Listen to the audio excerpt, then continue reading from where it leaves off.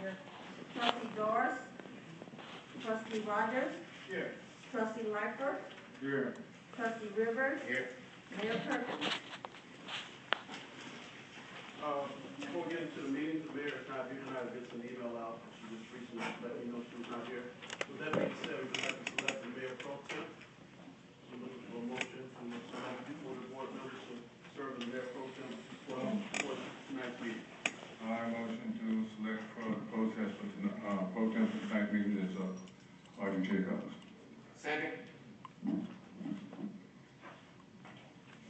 Then the moved and second that Mayor Pro Tem will be, Trustee J. Marks. Call the roll, clerk, Sue. Trustee Cross. Aye. Trustee Jacobs. Abstain. Trustee Rogers. Aye. Trustee Lightfoot. Aye. Trustee Rivers. Aye. Motion carried.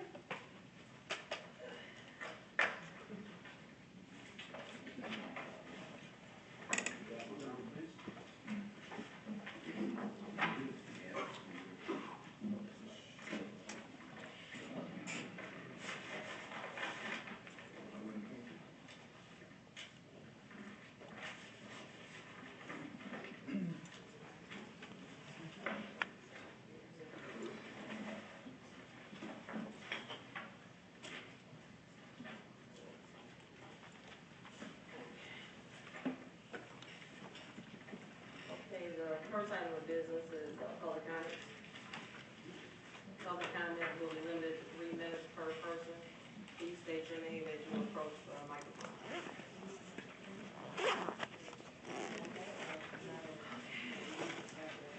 Dorothy Lane Thomas.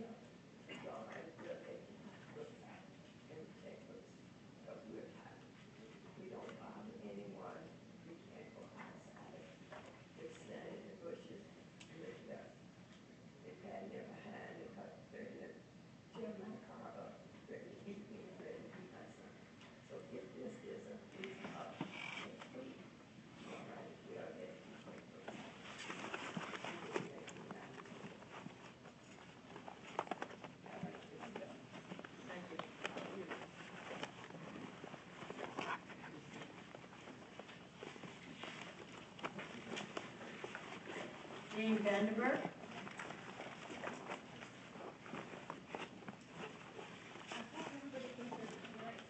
Good evening, everyone. Can you hear me? Good evening. Okay. I'm an investor, as you all know. And over the last few weeks, I've been speaking with different people in the village halls in Will County, Shorewood, Joliet, Plainfield, Bolingbrook. Okay, I spoke with the mayor in Bolingbrook, and he informed me that he and the attorney runs the village. Then he has the clerk and trustees, and they are growing leaps and bounds as far as bringing in new businesses and developing the area. Okay, I'm comparing this. We cannot compare Maywood and Bolingbrook and those other suburbs I mentioned, but they're all getting property tax from the businesses, homeowners, and investors. So what is Maywood doing with their property tax? I don't see any improvement here. Okay, the streets are bad, the sewage is bad, drugs galore, prostitution and crime is high, unemployment is high here, although you have nothing to do with unemployment. Yeah. And what I noticed in Maywood, the village is buying up these properties. For what? You have a piece here, owned by the village at Fifth and Washington, and another piece in the 800 block of Fifth Avenue, plus others throughout the village. Now, what's the purpose of buying them up? And should the village sell them, where is that money going? The next thing I personally noticed, I think the payroll is overloaded with people who are needed. First, you have the mayor, the attorney, a manager, and an assistant manager. Why do we need an assistant manager when nothing is done in the area? Okay? Then you have the clerk and the trustees. 6 people compared to 4 in Bolingbrook. And Bolingbrook is really prospering, so to speak. As well as Shorewood, last year alone, last year alone, they brought in 31 new businesses, and more businesses are coming in now.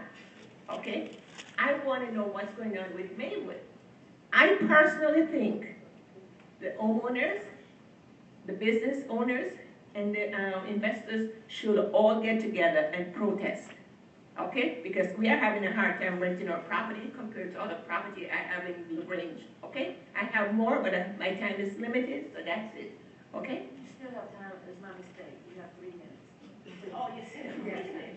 Yeah, but the thing is, talking You got about 1 minute left. our property, okay. I have 3 units empty as of June. They're still empty. We can't rent them. Okay? 2 more are supposed to be empty. You know, tenants moving out the end of this month. That's 5. Okay? I have to pay my property tax, rental or no rental. Okay? But what I noticed, and I'm going to pick on Mr. West. Please, I'm not picking on him. This tree has been hanging over our property with dead branches, and I've been dealing with him for the past 4 months. It's still there. I mentioned it to Mr. Myers about 3 months ago, and to the mayor about 2 weeks ago, and it's still there. And I personally think my tax dollars should not be paying him. John West, so he should be off the payroll. Plus, I noticed a few people have 2 positions within the village. Why? Some of these positions can be eliminated, save tax dollars, and improve the village. Okay, Ms. Vansberg, thank you, but your time is up. It's up. One more thing. Plus, you have all these boarded up properties around, okay? Okay, thank you. And I have some articles from these things. Anybody want to read them? You're more than welcome. Okay, thank you.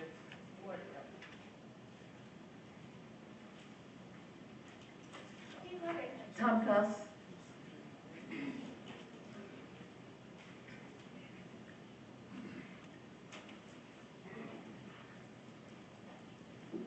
Good evening, everyone.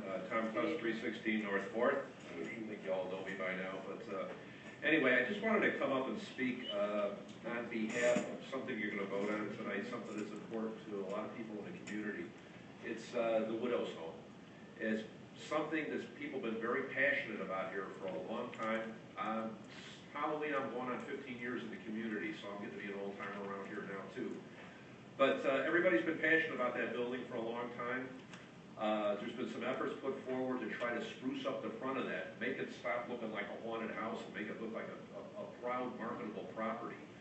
Not long ago, in fact earlier this year, we had people from Landmarks, Illinois come and make a presentation about doing a pro bono marketing effort for that entire corner that would include incorporating the widow's home. I think most of you have seen the presentation they put out by now. I was at a chamber meeting today. I brought that up as part of the presentation. Trustee Jaycox, you were there today. It's something we could use as bookends on some of this Lake Street, 5th Avenue redevelopment we're doing. We have a great plan put forward for First and Lake, and there was another plan forward that the commission did as far as doing the reuse on the Masonic Temple, reusing it as a Village Hall Performing Arts Center. These are great linchpins for getting some economic development started, and I hope we choose to vote, take the first step on this today, clean up the widow's home. That's very important. Just as a side note, that presentation that Landmarks Illinois did, it went up on their website yesterday. So the entire PDF plan is up there. The building is still shown for sale. So that's being shot nationally now. And people go to Landmarks Illinois website from all over the country to look at that. So hopefully we'll be able to spruce up that property, make the corner look nice, and we'll get some investors going in here. And thank you for all your hard work. Thank you.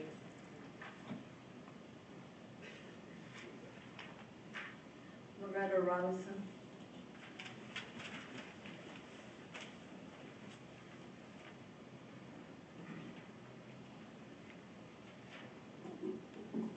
Good evening to the trustees, residents of Maywood.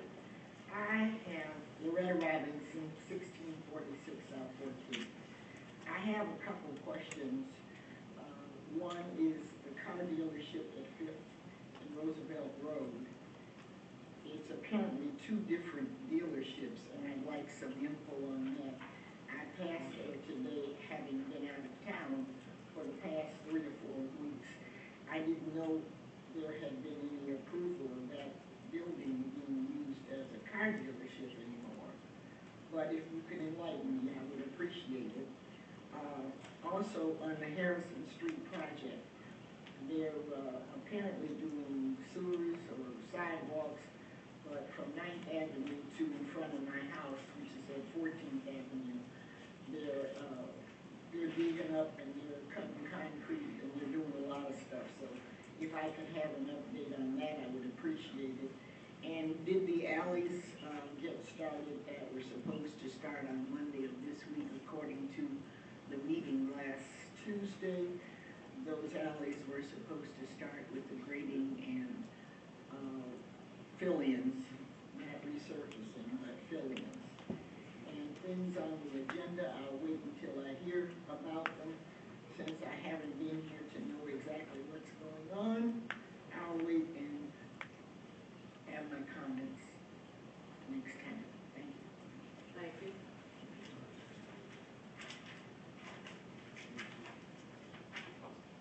Don Rome.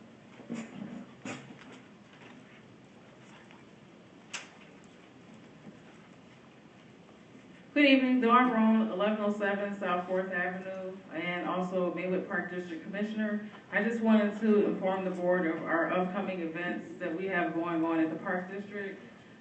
Every Friday from now until, well, from September until I think the week before Thanksgiving, we have the DePaul Archaeology Field School that's been conducting their archaeology class at the 216 South 10th Avenue property. So from 9 o'clock until 3 in the afternoon, you're more than welcome to go over there and talk to Professor Mike Gregory and meet some of the DePaul University students that are over there. We also have coming up this Saturday, October the 18th? Yeah, October the 18th, we have our Veterans Day program where we're honoring a lot of veterans from the community from 1 until 4 o'clock. On October the 25th, our senior crochet class is having a holiday bazaar, so please come out and support them. On October 31st, we're having our Halloween Family Fun Fest. That's going to be from 5:30 to 7:30. And in December, on December 13th, we're going to have our Winter Wonderland event where we're going to have take pictures with Santa Claus in our gingerbread, build and decorate your own gingerbread house. And we are going to be seeking donations from the board and people in the community to help us out like you all have previously. So that's all the events that we have coming up for the Maywood Park District. And I am a great sponsor supporter of the Maywood Widow Soldiers Home Project. So please pass that. Thank you. Thank you.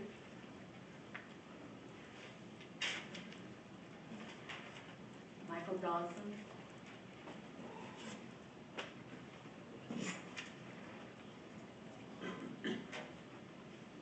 Michael Dawson, 502 North 5th Avenue. Good evening, trustees, clerk, Good evening. village manager.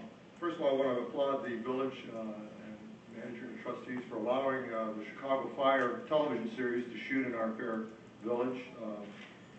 Speaking of adaptive reuse of the Baptist home, it's quite exciting in terms of what they're doing over there. As some of you know, I have a modicum of experience in the motion picture arts and sciences, so anytime a film crew can be in Maywood, I think is a good thing. I'm here to basically support the Soldier Widows Home porch restoration. Anytime you need to sell real estate or promote any proposal, whatever it may be, you have to put a face on it. You have to improve the face structure. And so I totally support that. There's not one instance where a restoration of a historical asset did not lead to or reverberate in terms of creating economic development. So I urge you to go forward in that regard. And that's all. Thank you very much, and I look forward to further communication. Okay, thank you.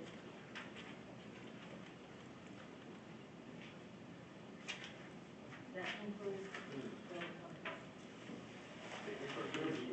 First of all, Ms. Dorothy Lane, we have been communicating back and forth. We will have that meeting set up for you just for the board information. Ms. Lane requested a meeting with trustee and trustee Cross, along with myself, along with police chief, which police chief is out. So we got a tentative meeting set up with Ms. Willis, with Deputy Chief Willis. So I'll follow up with you and confirm the time, okay? Ms. Vandenberg, you listed a number of items and things that you talked about property taxes, you talked about what we're doing from an economic development standpoint. One of the things that we have done, we've obviously hired the police chief to try to tackle crime. We're working on an update on a comprehensive plan that we can try to identify and have a plan in place when developers come through to look to bring in projects. We also established the Economic Development Commission, which we're going to be restarting that up. We've just been waiting to get our planner in which he's in on board, so we're going to be starting it up. That when projects come in, they can be dissected through the Economic Development Commission. And so we're doing a number of things to try to beef up from an economic development standpoint. As far as the tree that you indicated, that is on the list. We'll make sure that gets taken care of. And you mentioned board of properties. Ironically, you did bring it up. We have two presentations on our agenda for tonight. One is the Cook County Land Bank Authority. It's going to talk about a vacant house project, and also we have a housing help this year. It's going to talk about zombie properties to address the board of properties. So we are working on it. It is a work in progress. I also just headed out to the village board the last 10 months. It's been a long 10 months, but they're wrapping up the village manager position to get someone in here to be a full-time manager. You asked about the assistant manager position. What was the purpose of that? This is before my time. From my understanding, it was community development director. So the title just changed. So from a community development standpoint, there's directors needed over that department to make sure our code officers are doing what they need to do to step it up. Not only that, to get the applicable certifications to make sure things are done in a proficient manner. So that concludes my comments regarding Ms. Vandenberg. Mr. Cuffs, thank you very much for your comments regarding the social poll. Ms. Robinson, Loretta Robinson, yes, you made statements regarding dealership. The dealership is located at 5th and Roosevelt. They did apply for a business license. We are in the process of issuing that. We've been dealing with the owner to make sure the violations, everything has been corrected. So that is a zoned place. It is zoned to do business. It is zoned for a dealership, just so you're aware. Harrison project, I'm going to have Mr. Lucas to comment on that when I'm done, because he may be a little more familiar with that than I am regarding the Harrison project. As far as the alley project started on Monday. We began at 9th Avenue, the 21st Avenue, Oak South, and also to Washington. Once complete, grading will be moved from 9th Avenue to 21st Avenue. So we've actually had some compliments regarding the alley, so that is moving forth. Work with Mr. Strong. I take my hat off to John West along with Mark Lucas for making sure the project happens. Okay?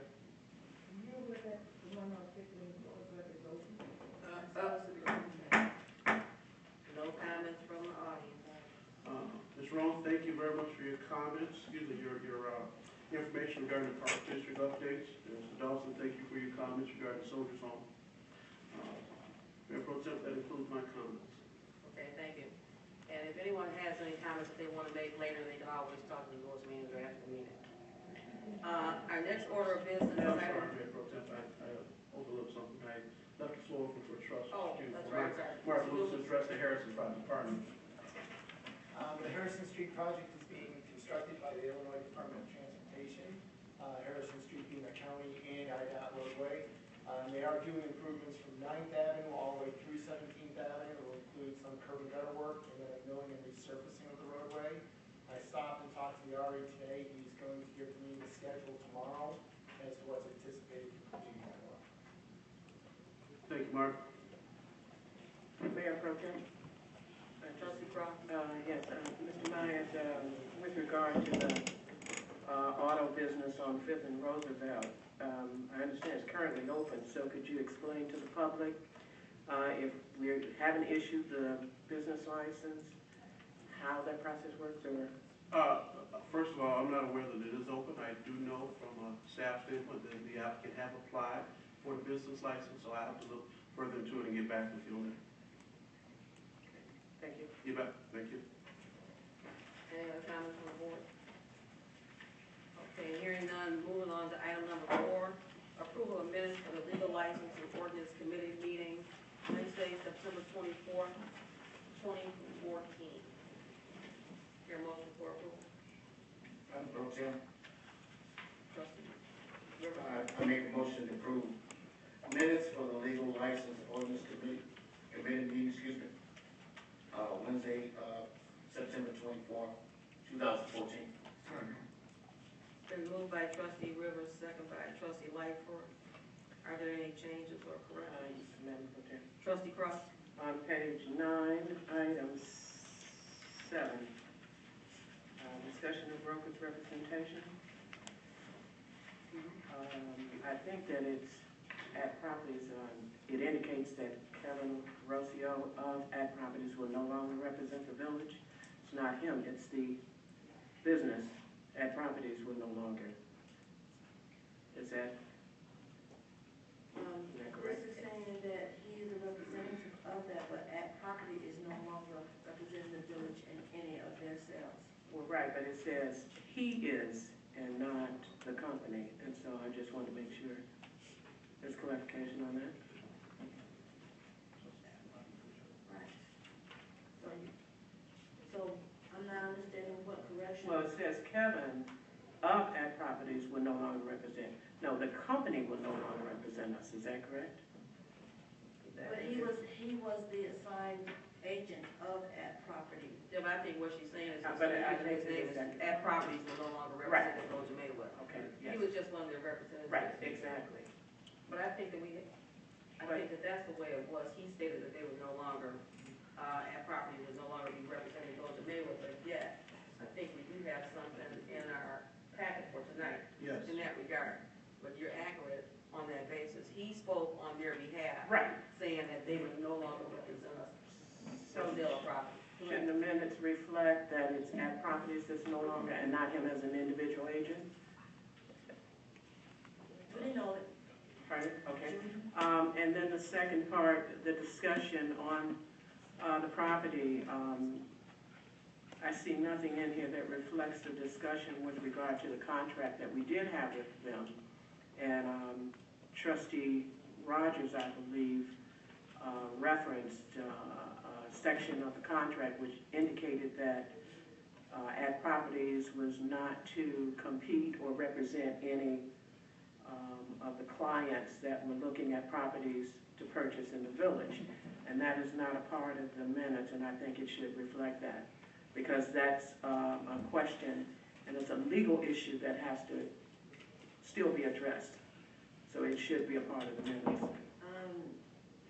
The reason that it was not part of the minutes is that they have made a decision that they would not be representing the village as far as Kevin was concerned. And every statement or comment made by the board, the main issue was no representation by Kevin at that time.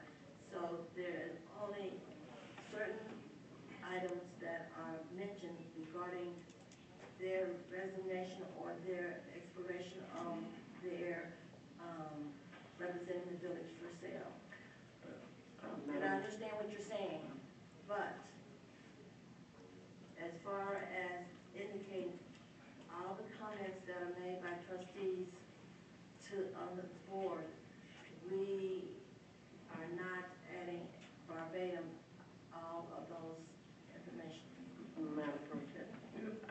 just wanted to, just one thing, and then I'm done with that. The statement that was made is that they had a client who was interested in purchasing the residential property, and once they did that, they wouldn't represent us anymore. They don't get to represent the client who wants to purchase the residential property without us having a discussion, because the contract says that they cannot. And so that's something that is important, because if we have a contract and there's a clause in there, then we can't allow individuals to just come and do what they want to do, and then once they've gotten their business, cancel out. So that's something that I think we need to address. The thing is that he is not getting paid, so that has nothing to do with the village as far as him representing that client after he has left the client. So the village is not represented by that property, and he is representing the client on the client end and not being paid anything by the village. But he can't do that according to the contract. Okay, hold on. Okay. Now, this really was Trustee Rogers' issue, so would you like to comment on what? It was my comment, and I agree with the trustee that something reflecting the fact that they would require a waiver to continue anything should be mentioned in these minutes. That is a very important part of it. Doesn't have to be elaborate, but these are remiss if it doesn't mention that at all, in my view. So I would agree with the trustee and request that it mention that at properties would require a waiver in order to continue any. They were trying to tidy up some things with some of the ones that they had started some discussions with, but since the contract has expired and it specifically said to keep us from having any competition, that they would need for us to be okay with any furtherance. Trustee Rivers? Madam Pro Tem, just a point of clarification. It's my understanding that as the representative, Kevin, made clear that he washed his hands of doing business with the village of Maywood, it was also indicated that he had further business, as the clerk has alluded to represent a client that has, I think it's 114, 120 some units. Okay, but my point is, it's my understanding that the contract is that they have 180 days before they're actually, well, they could actually back out and we could actually back out, and it would make it final. So it seems like ad properties is still in the mix, so to speak, to do the additional properties that they want to. Can you help me out now? Okay, I'm gonna have a village attorney comment on it, but the main thing is that, Trustee Cross and Trustee Rogers indicated that there has to be something in the minutes that reflect part of the conversation and the point of the waiver in here, because that is really important as it relates to the contract that we had with that properties. And like I said, there's some discussion in our packet later today. Mr. Jerusalem. Yeah, just very briefly, Trustee Cross and Trustee Rogers are correct. There was a conversation about the contract. I believe it was section 5 of the contract that said that properties, once the contract expired, it was a year contract. Once it expired, they did not have the right to continue to represent anybody on behalf of the village after the contract expired if they didn't get the deal wrapped up before the 1-year period. And then they didn't have the right to represent anybody, a buyer seeking to purchase one of the properties that the village had for a time period. There's like a cooling off period, so they wouldn't have the inside information on what the village was thinking on these properties. The conversation was clear that Mr. Rossio said he he and his firm were not interested in representing the village anymore, but there were 3 properties that they would like to have a waiver on. And that's what they ultimately submitted, but they do not have any right to receive that waiver. And so I think the minutes should be clarified to indicate, that, we can maybe just add a sentence that, maybe it can read, Kevin Rocio of At Properties stated that At Properties will no longer represent the village of Maywood, period. That would modify the first sentence. And then the second sentence would be that Mr. Rocio asked the village to consider granting At Properties a waiver to allow At Properties to continue to represent and market 3 village properties for a 180-day period. And it's at page 37 of your packet. The 3 properties are the 615 West Fifth Avenue. 615 West Fifth Avenue, which is the Grocery Mart, northeast corner of 5th and Washington, which is supposed to be an auto parts store in the northwest corner of 9th and St. Charles. They would like the opportunity to continue to market those properties for a 180-day period. That would end on January 19th, 2015. I know I just said a lot, but that's really what. Well, yeah, but can we hold part of that until we get to that discussion? Because I have some questions. Oh, yeah, I'm not interested in this. I just think we should as we tweak get the down there. minutes a little Okay. bit. And I can get with the Okay, clerk we can get with the to clerk. a couple more sentences in there, but it would be reflective of what I just said. Minus the And first then, one. and then if you could have a revised copy of that, give it to us at the next LLOC meeting, so we're all on board with, the language that was used. Why don't we just do this? Why don't we hold these minutes to the next board meeting?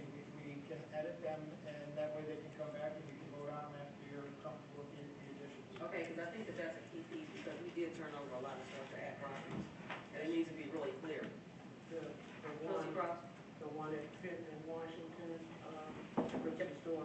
Yeah, but we're gonna go back and discuss that as part That of comes the, off of that because that was not, he said that in the. like I said, I'm just saying. I got some questions too, so Okay. let's stay until we get to that item. Okay, so, we're gonna hold these minutes.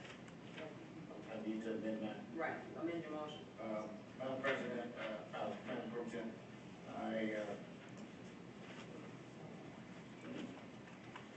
Amend the motion to hold. I'd like to amend my motion with There's another change in the minutes. We Okay, had to- yeah, we didn't go through So all the before he changes. amends, Okay, page 10, item 10, discussion regarding compensation for the Board of Police and Fire Commissioners. I'm not quite sure what the last word or what that is supposed to be, since this item was discussed after what is that? where in the, The sentence that follows the heading. This is at the top of page 709. but this item was discussed after to 5B7, is that what you're talking about? Yes, what is that? That is referring to the agenda that, as far as discussion of the police and fire commission. So it was item 5, number 5, item B7. It was an agenda. So can we item- say agenda? Agenda item number 5B7. Understood. So can we? Yes. Okay. So we're changing to agenda item? Yes. Okay, thanks. Any other corrections or trustees? Okay, trustee Rivers, you can amend your motion.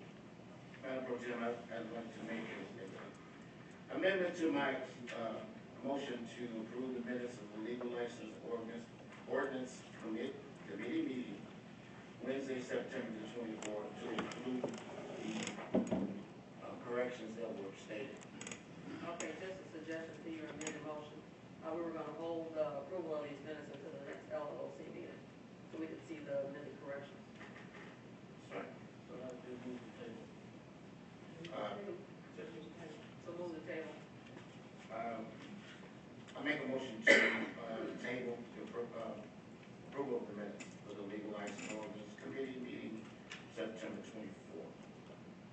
Second. To the next LLOC meeting. To the next LLOC meeting. Yes, to the next. Okay. Trustee Lappin, you second that again? That was Roger, second. Rogers. Okay. It's been moved and second to table the approval of the minutes of legal license ordinance committee meeting Wednesday, September 24th, 2014, to the next LLOC meeting. Clerk call the roll, please. Trustee Lee Kraus, Aye. Mayor Pro Tem Jacobs, Aye. Trustee Rogers, Aye. Trustee Lightfoot, Aye. Trustee Rivers, Aye. motion carried. Okay, next item is item number 5, public items. Item A is the mayor's report. Does anybody have any information from the mayor they might want to report? I don't have anything. Let me know about. No. Okay, at this point, do you all have any announcements that you might want to make? Madam Pro Tem? Trustee I'd like to make an announcement to let everyone know that State Farm Insurance agent Don Williams and Charlene Estelle from State Farm, they're promoting a promotion for Proviso East. It's a safe driver program. As is stated on the flyer, I'll leave some up here. And what it is, it's a call-in contest, whereas our high school can receive a $25,000 and also a $100,000 grant from State Farm to promote safe driving amongst our youth. And as is stated on the flyer, is more teens die from car crashes than any other cause. And the first year is the most dangerous. As our young people celebrate getting their license and going out and drive, this program is something that it doesn't cost us anything. The catch to the whole thing is you need to call in and just vote. You just need to call in and vote for Proviso East High School. There are hundreds of other high schools that are in this contest, but if you call in, and you can call in and vote, not like Chicago, you can vote more than once. You can vote, actually you can vote from today, November 15th, up until November the 24th. Once a day, a household can vote, and they'll tabulate the results, and they'll award the money accordingly. Our high school could really use $10,000, $25,000 or $100,000. So I encourage each one of you to maybe take one of these flyers, and all you have to do is just call. Just call in, and they'll tabulate your vote, and we can actually do something for our high school. It doesn't cost you anything. Okay, thank you. Okay, in the world of politics, let's get out and vote for the high school. Mayor Pro Tem, I have an announcement to make. Mr. Myers? This announcement is from Rebuild It Together. We had a representative from Rebuild It Together came to our meeting about a month ago, and they made us aware of a program, a free program for home repair for seniors and elderly. Application was due October 15th. However, they extended the applications out to November 15th. This is a free home repair workshop, a free home repair for residents, and it's catered to the elderly and disabled. Also, there's some income requirements regarding how the applications are available at the Village Hall and also right out on the table out here. I encourage you to complete the application and submit it in. If you are selected, the work will take place on April 25th, 2015. That day is considered National Rebuilding Day. So if you know anyone that's just elderly or that needs repairs in their home or disabled, and they may qualify for these requirements, please have them complete the application. And the application has to be mailed back into the address on the application, not to the village, but mailed back in to the address on the application. That includes my announcements, Mayor Pro Tem. Okay, thank you. Okay, moving on to item number B, the village manager's report. The first item is Housel and Levine and Associates will give an update on the comprehensive plan. So we ask that you come forward and present us with that update. Just give a little background. The Village of Maywood, the member of the West Cook Housing Collaborative, we applied for a grant, a Sustainable Community Challenge grant from the United States Department of Housing and Urban. And we were awarded a grant for $100,000. And with that grant, it was utilized to create an update of our comprehensive plan. So we have Doug Hamill here from Household Levine. So just going to give us a quick update and go from there. You have the lower the light sign? When I had this up before, it seemed to be bright. Okay. So it just comes out of sleep mode. Is it on?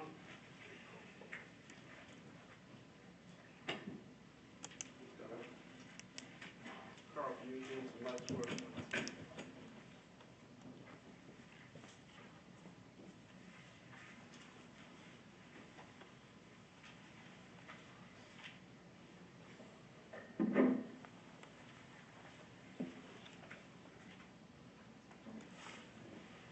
Thank you, Mayor Pro Tem, and thank you all for welcoming me here tonight. As Mr. Myers said, my name is Doug Hamill, Senior Associate with Household Levine Associates, and I have been the project manager working closely with the village under the guidance of my boss and co-founder of Household Levine Associates, John Houseel. He's unable to be here tonight for personal reasons, but I'm honored to be here tonight to give you an update on the Urban Comprehensive Plan and what's going to be coming out to the public and in front of you over the next couple months. I know you're probably anxious to hear what's included in the comprehensive plan. At this point, we're still going through a formal review process from staff and the project steering committee. So there's still some things that we have to work through before it's ready for public viewing, but we know that you're probably anxious to see that, and we're excited to get it in front of you, and I'll explain how that's going to happen.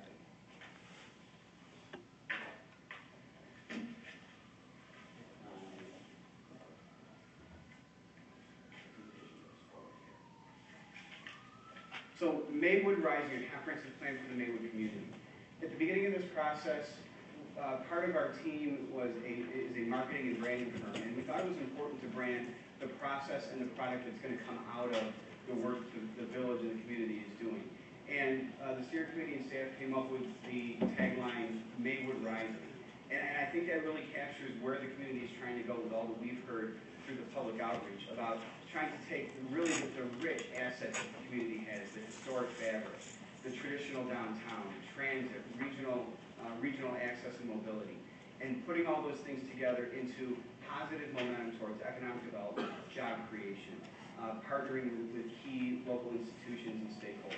All of these things that are here at the village's disposal, and people are ready to take on and move forward. So just to discuss a little of the process about how we got to where we are now. Coming up in the new year, we would be hitting 2 years on the process. In February and April of, actually I have my dates a year off here. In February, April of 2013, we kicked off the project and came up with the Maywood Rising grant. In May through November of 2013, we did what we call our existing conditions analysis. Data collection, field reconnaissance, looking at previous plans, and doing an initial outreach to the community, both residents and businesses. From December through August 2014, we did community visioning and developed preliminary plan recommendations. The photo on the right is taken from the public outreach event where people sat down with maps and paper, drew out what they thought might happen in the village, and that became the basis for our plan moving forward.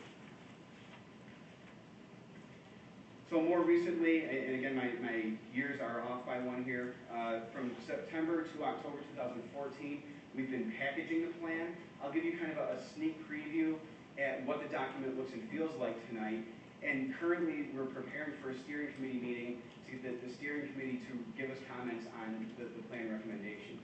That will move us into the next couple months, November and December, where we will unveil the plan publicly, and that will really start with the Plan Commission and Plan Commission open house, where the public can come, ask questions of us, get clarity on exactly what's going to be talked about in the comprehensive plan, and that will then go to the Plan Commission for their approval before it goes to the village board for adoption. Now, I want to make you aware of these events now because we invite everybody in the room to come out and be a part of this. We invite all of the elected and appointed officials to be a resource for helping to get the word out and helping to get people involved in the process as the review takes place.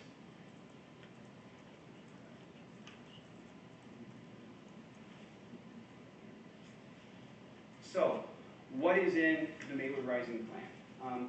Again, I can't get into the details, but they'll be coming out in a few weeks, but I at least want to give you a snapshot of what is included in the comprehensive plan. It has to answer three critical questions. The first question is, what is Maywood today? The plan starts by establishing a basis of where the village is right now, from an existing land use perspective, demographics and market potential for what kind of development could occur, a lot of data and research that lays the foundation for us to build a plan on top of. It also includes a summary of community outreach. There are a number of different ways people can be involved in the process. Town hall meetings, one took place in this room. The visioning workshop that I mentioned, where people were getting creative, and it was a real positive and energetic meeting. There's also a project website where people could give us their input through some web-based tools that allow them to be more interactive in case they couldn't come to a meeting. And that gave us a real good perspective of, we can drive around and analyze the village from a technical perspective, but it's important that the plan reflect what the residents and businesses of Maywood are actually looking for. And this gives us the understanding to build a plan that does that. So the second question, what does Maywood want to become? The plan has to establish the vision for how you're going to move forward and what you want or what you aspire to be. And this happens in a few different ways. It begins with a chapter outlining a vision, goals, and objectives. The vision is a narrative describing to people, if you drive around Maywood, this is what you would see in the downtown area at 5th and Lake, in some of the neighborhoods in different parts of the community, along 5th Avenue, down at Roosevelt Road, what might happen at 1st Avenue. So it describes to people what might the village look like in the future. It also includes goals and objectives that are more specific actions related to land use and development, transportation, community facilities, parks and open space, all of the things that collectively make up the Maywood community. The third question is, how are we going to get there? Once we know what our vision is, what are the things that the village as a government can do, the ways that it can partner with other organizations in the community, and what can we ask of the business community and private investors? So there's a number of different pieces in the plan that give specific guidance on how to achieve that vision. The first is looking at the land use plan for the village. So thinking about how the residential areas, commercial areas, industry, open space, all work together to create kind of a functional framework, and how we can manage neighborhood and community development to create the kind of place that the community talked about through the outreach. Another component is a commercial areas plan. We know that economic development and the commercial corridors in the village are a critical issue moving forward. Not only in terms of creating revenue for the village, creating jobs, providing opportunities for local business development and local business ownership, all of these things come together in a confluence on commercial corridors. And the plan identifies 20-some specific sites where there's different opportunities for commercial or residential development that we think can improve the nature of development in the community and attain the community's vision. We also include a number of recommendations related to transportation and mobility. And we're not looking just at moving cars. We know that's important, but you also have the Illinois Prairie Path. You have great walkable neighborhoods. You have transit services, both provided by Metra and PACE. So it's important that the transportation plan looks at all of these things to figure out how they can work together for both local mobility and regional connections. We also look at open space and recreation, community facilities and infrastructure, and image, identity, and community character. Critical issues. We've heard a lot of these things being talked about tonight. Community facilities and infrastructure has a discussion specifically about public safety and community policing. Image, identity, and community character highlights the importance of historic preservation and the look and the feel of your commercial corridors and neighborhoods. So collectively, this plan really is casting a broad and comprehensive net over a lot of the issues that we talked about, that we've heard talked about tonight, and I'm sure the issues that you hear talked about on a day-to-day basis. So the last step in terms of how we get there is a chapter specifically geared towards implementation. And this talks about day-to-day ways that the plan can be used by elected officials, appointed officials, and staff how the development community can pick it up, how the village can work with other partnerships, the school districts, the Maywood Park District, and other forms of local government to help implement the plan. It also identifies a number of potential funding sources. I would warn you up front, the village will not be able to implement every one of these recommendations on its own. It's going to require partnerships, collaboration, and grants or outside funding sources. This plan sets you up and gives you the tools to do that. It also has a specific focus on economic development, kind of the framework of what could become a more specific economic development strategy in the future. So we think it's going to deliver to you the kind of recommendations that you need to respond specifically to the concerns that we've heard. So finally, where do we go from here and how can people continue to be involved? On October 28th, I'm going to be giving this similar kind of presentation to the Plan Commission. Again, not going through specific recommendations, but just kind of priming the pump for what's going to be happening over the next couple months and letting people know how they can get involved. In early November, we're going to have the public release of the comprehensive plan. This is going to happen through an announcement through the village's website, and it'll be posted electronically on the project website. And we will make sure that there are hard copies available at the library and village hall and other places that for people that want to come in and pick up the plan and read through it. In mid-November, there's going to be a public open house and plan commission hearing. There's a couple dates floating around. I don't want to announce one tonight in case it ends up changing, but we're eyeing mid-November for that event. That's going to be a chance for people to come out at the end of the workday. We'll be floating around in a room. They can talk to us one-on-one, and that'll lead into a plan commission public hearing where we will do a formal presentation of the plan and have discussion with the plan commission. In early December, once it's through the plan commission, it'll come to the village board for formal review, discussion, and adoption. And right now, we're anticipating that happens over a couple meetings. We'll certainly keep you informed of how that may play out. But we're anticipating this being in front of you in early December with adoptions had for mid-December. So that is a very brief review of where we've been, where we are, and where we're going to go next.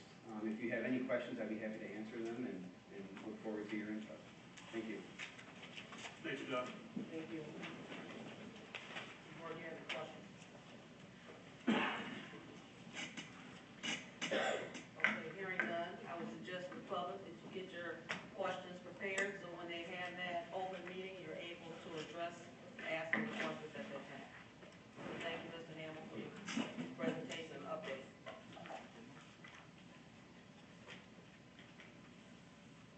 Okay, moving on to item number 2. Presentation by the Cook County Land Bank Authority regarding a vacant housing program.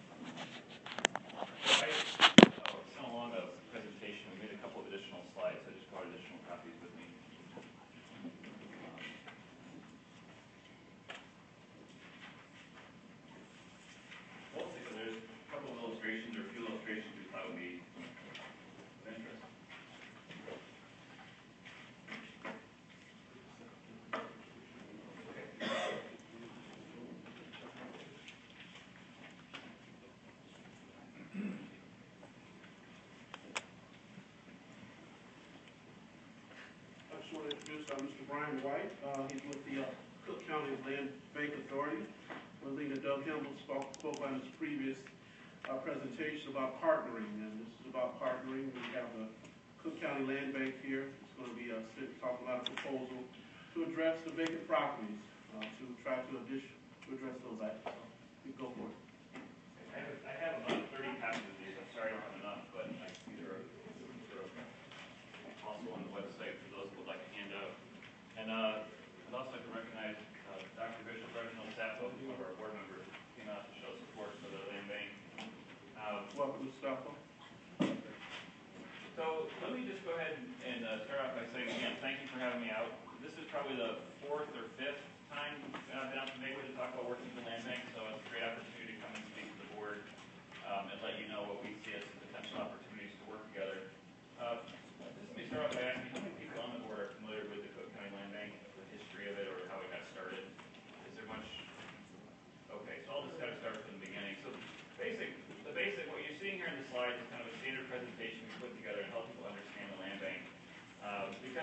bank is a little bit of a confusing animal to understand, and there are also land banks around the country that are used in different ways, and so depending on which land bank you may have heard of, you may get a different perception than what we actually have here in Cook County. So the first couple slides are just really showing you the sort of the foreclosure filing and also the vacancy and population loss over the last number of years, which I think is where we're at today with the vacant property throughout Cook County. This slide obviously shows you the city of Chicago. This shows you for the region, for Cook County. So you can see we have a large number of foreclosure filings taking place. You'll see later in the slides, we have a slide about the foreclosures that actually happened here in Maywood. But what this has done, between a combination of foreclosure filings where people have gone through foreclosure and either moved out or abandoned their properties, and the vacancy and population loss that has occurred as people have just sort of shifted around both the region and the country, it's left us with a large overhang of inventory of mostly residential property, but also commercial industrial property that is vacant, abandoned, foreclosed, and underutilized. And the land bank was essentially put together to deal with this issue. So the basic mission of the land bank, and it is a unit of Cook County government formed by ordinance, it is to reduce and return vacant land and abandoned buildings back into reliable and sustainable community assets.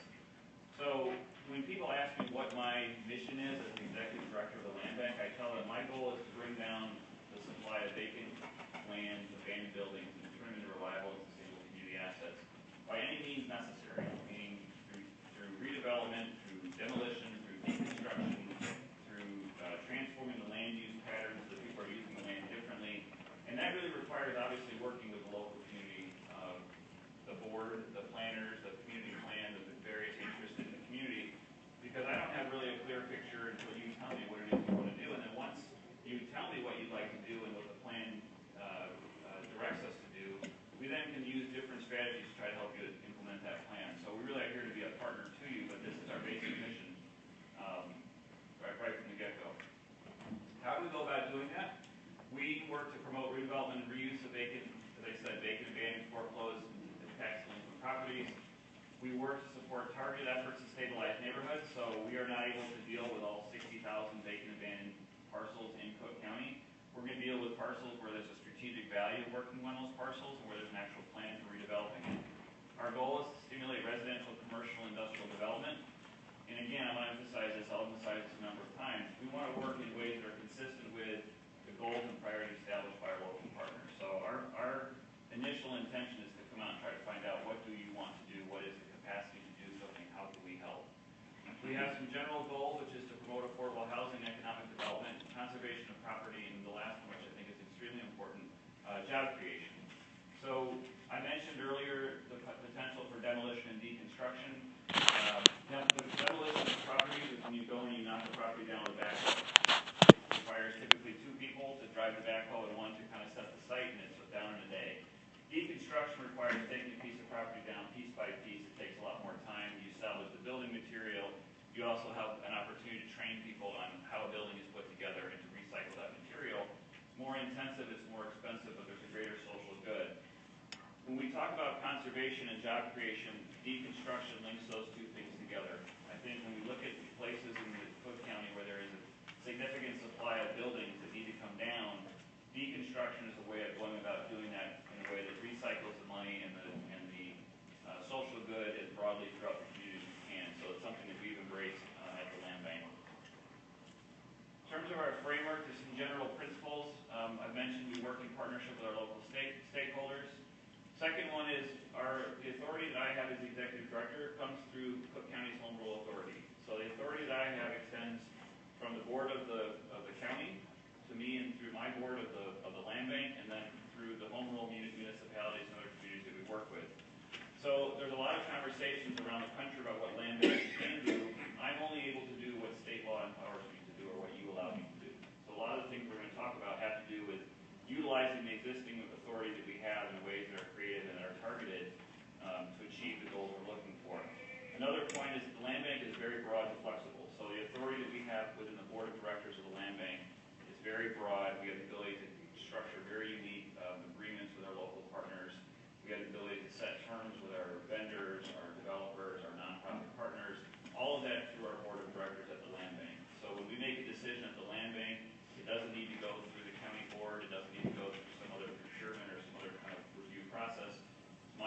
director, to me as the executive director, making a decision to execute a particular strategy. And so it's very important, and when I bring that to my board, that I've had a series of conversations with the local partners to make sure that we're on point as to what you want to have happen and deliver that in partnership. The land bank is very much transactional in nature, so we look for specific properties we can identify, acquire, and reposition on your behalf or in partnership with you. We are not a long-term holder of property, so we're not looking to have all of distressed property in Cook County come into the land bank for us to sort out. We're looking to go out and acquire it strategically in ways that make sense. Some properties we'll take in, some properties we won't take in because we don't have a plan for it. We're demand-driven, meaning that the disposition of that, the disposition or end use of the property is really going to drive what we decide to do as far as what we acquire or don't acquire. We turn down the majority of the properties that are offered to us either because the underlying economics of the redevelopment don't make sense, because the property's condition is so far gone that there's nothing we can do to salvage it, or because we really don't know what our end use is going to be. We haven't lined up the resources to demolish it. We don't have a buyer who wants to buy it. There isn't a community plan that's identified a purpose. So it's sort of like the principle of a doctor, do no harm first. If the status quo is okay and we can't make it any better, then we'll just leave it where it is until we figure out what we can do to make it better.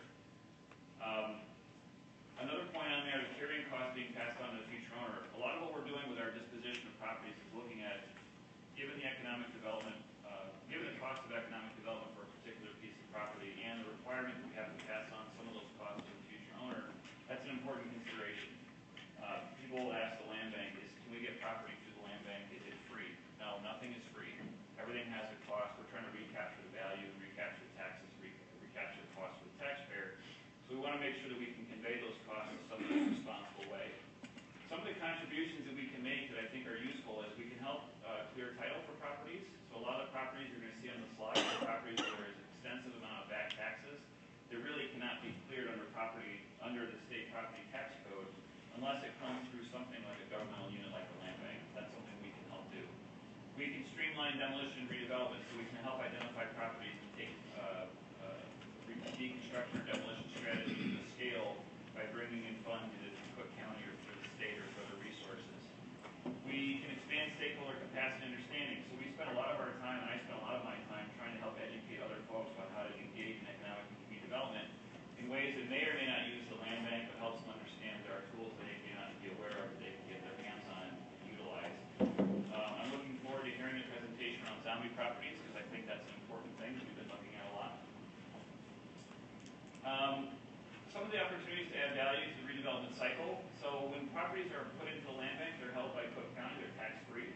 So if you are looking at a property or a development strategy that requires the assembly of multiple parties and the developer who's going to take those properties through the development cycle does not want to be burdened with the cost of holding on to them in the short term, they can come into the land bank, we can hold on to them, we can convey them out while they're being held by us. We're making sure they're being maintained, we're stabilizing those properties, but we're not charging taxes on them. That's passing on a little bit of additional benefit to the developer.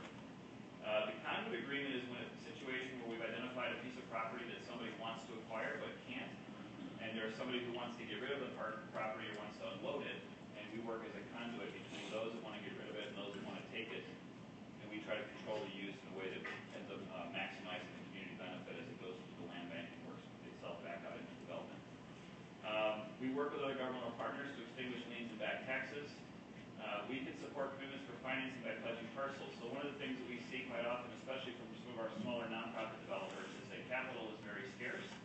And going to a funding source like IDA or Cook County or some other source is a challenge because one of the first questions they ask is, do you have site control? If you don't have capital, you're typically not going to have site control because you can't go out and acquire the property until you have the capital. So there's a catch-22 that a lot of these partners get stuck with. So what we can do is if we have a conduit arrangement that says we'll take the property on your behalf, we can take it, hold it, they can take our commitment to the funding source who says, okay, they now have site control, let's start the process of getting the funding to execute their property. And again, those properties are being held, supported by the land bank while they're in the land bank. Community plans, I'm very excited to see the community plan that comes out in November and December. I'm hoping that there'll be a lot of tie-ins. I anticipate that there will be. And then pilot projects and new initiatives, where we see opportunities to do something new and interesting, we try to use the land bank to help stimulate that. One of the things you may have seen in the newspaper not that long ago is we were able to work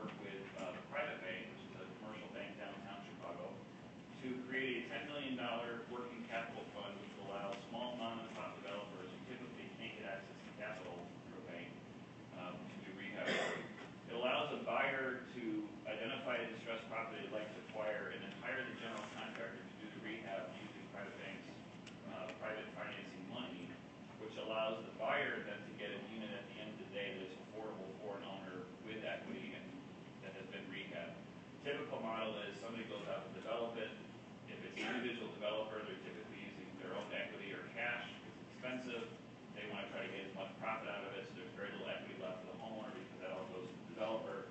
If an individual buyer wants to buy a piece of property that's distressed, they can't go into a bank and get a mortgage because no one's going to give you a mortgage on a distressed property. So there's, again, a gap in the market where we were able to get the banks to come up with a loan program that works to try to address that. So as you're working to promote homeownership in Maywood, if somebody sees a particular piece of property that they would like to buy, provided they have the ability to get the end mortgage, we can then use the private bank program to finance the construction, which is a lot cheaper than using it through public funds. So that's an example. That's a $10 million loan program the private bank had put out and created a request of the land bank. So this slide just talks about some of the possibilities, and so you can see on the top part some of the distressed properties. We've got single-family homes, 2 flats, commercial properties. Down below, you see where properties have been turned into vacant land has been turned into community gardens. On the left-hand side, rebuilding exchange is where we've taken out of properties that are being demolished or deconstructed. They've taken building materials and put them back into reuse, so that people who are doing home improvement projects or doing construction projects can go get building materials through the rebuilding exchange at a less cost than if they were to go to, say, Home Depot or some other place. And also to get some of the more unique, interesting historical pieces that you may need for a home such as you find in Maywood. You're maybe not going to be able to find some of the stuff that you need to restore Maywood at the local home supply store or rebuilding exchange you could. So that's something that we're trying to partner with them as we do deconstruction of homes that have some of those historically significant factors or those pieces we can recycle them. And in terms of partnerships with local governments, so one of the things we're really trying to do with our local government partners is to go after properties that have accumulated a lot of building codes and code violations and to help expand the capacity of those local partners to take those properties through the abandonment statute, where we use your local authority to enforce the building codes to take those through abandonment, and once they're in abandonment, the land bank then holds on to them on your behalf and we convey them out to end developers and home buyers based on whatever the agreement is we have in place when we start this process.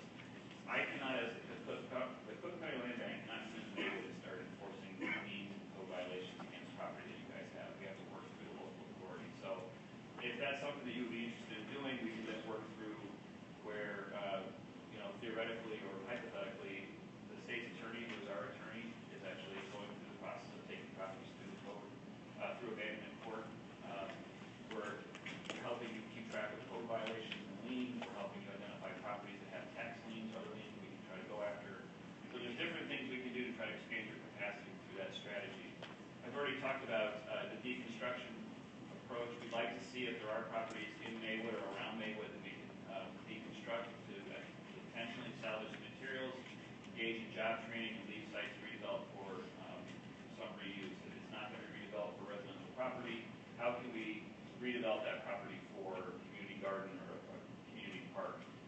We actually do have right now, we own a single vacant lot in Maywood, and I think the preliminary conversations with it might be a good location in the interim for some kind of a small park. But if we can attract somebody to come in and actually build something on, we'd love to do that too, but that's something we have to figure out. Right now, that lot is just kind of in a holding pattern where we try to figure out what the end use is going to be. Identifying parcels for redevelopment. So one of the things that I've done with these slides, we have a analyst on staff who has actually gone through and looked at a lot of the properties that are in Maywood and try to identify some of the places where we have strategies based on the different property characteristics and property challenges we've seen. So we'll talk about that in just a minute. In terms of people who want to convey property to the land bank, we do have individuals who own properties, investors or others who may have purchased properties or acquired properties through different means who no longer want those properties and they want to convey them to the land bank. Sometimes the challenges they have is those properties may have accumulated back taxes or liens on them, which makes it very difficult to donate.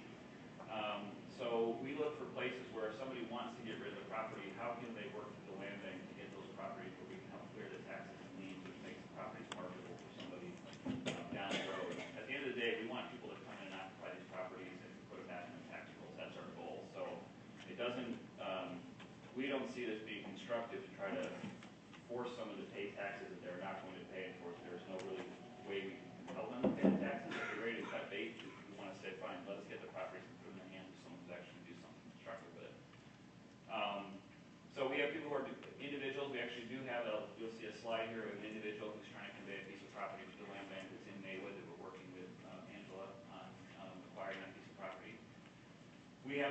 governments that have acquired properties they may want to convey, so there may be properties that Maywood has accumulated that they say, you know, this is burning a hole for our budget, have these properties, can we put them in the land bank and have the land bank hold on to them for a while?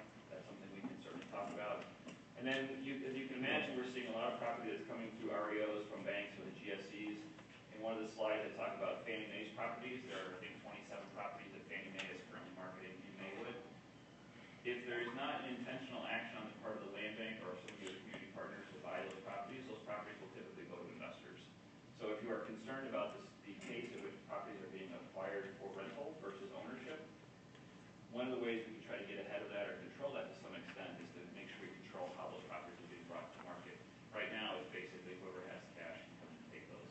We will not buy the properties from Fannie Mae or negotiate with Fannie Mae for a discount price. We have an agreement with you as to what you want us to do with those properties. Do you want them to go to investors? Do you want those for ownership? And so on and so forth. In terms of property condition, properties can have unpaid or delinquent taxes, liens, code violations, or other encumbrances. That's actually fine. As I mentioned earlier, we prioritize our acquisitions with the potential to dispose them with a reasonable time frame. Every home that we sell out of the land bank or that we convey out, we ask the end user to have it ready for occupancy within 6 months.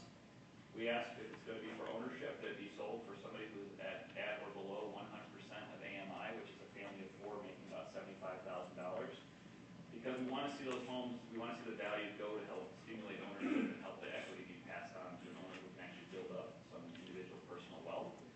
Certain communities where we're working, people say, you know, we really don't want that AMI restriction. We want to attract more high net income people to our community, and we get that. That's part of the economic development strategy, is you have to have people who have disposable income that can come and spend in your stores and your restaurants and so on and so forth. So it's not a one-size-fit-all strategy, but that is kind of how we've done it. Property we go through that is obsolete, that is degraded beyond repair, that is structurally unsound, that is a candidate for deconstruction or demolition, we will take those, but we typically ask for cash donations to offset the cost of demolition. We've had some success doing that, and again, this is a place where the partnership we can have allows us to control the access to those properties even more so and put more pressure to get those donations in hands where you know those properties have to come down because they're too small, they've been full of mold, or you know, whatever it is the issues are. But we need to have people who own those properties, if it's the banks or the GSEs or whoever, they need to contribute some of those costs. It can't just be they don't want Maywood or don't want the county, and that's their responsibility. And then the last point here is we negotiate them on case-by-case basis. So every property is a little different. We try to be open to different strategies. We try to negotiate in a way that's fair for all sides to the extent that we can. And again, in terms of the considerations when we acquire, what is the potential end use? Does it align with local plans and needs? Do we have the ability to clear the title? What are the costs for us to hold it? Certain properties, you know, we've been offered properties as far as 60,000 square foot industrial properties, $1.5 million of tax, no future use has been identified. We're just not going to take a property like that because we have no idea what we would do with it. It would absorb our costs. That would just sit. But if we can do something with it, we'll take properties and hold them for 2 or 3 years even, as long as we know they're going to be taken out of hand by somebody who's got the capacity to execute. So in terms of some of the common questions we get in the land bank, are there property types we won't accept? No, we'll look at everything. Do we take everything? No, of course not. Certain properties we don't take. We can't take it or we just don't think there's use for it. We prefer not to. We are looking at taking portfolios of properties. So, again, if there's a situation where a municipality or in the case of Maywood, if you've accumulated a number of properties and you want to get rid of those portfolios, we could talk about the portfolio of properties coming into the land bank. We can hold on to it for you for some time period. In terms of acquisitions, we pursue properties through foreclosure, abandonment, forfeiture, no cash bid, and other means.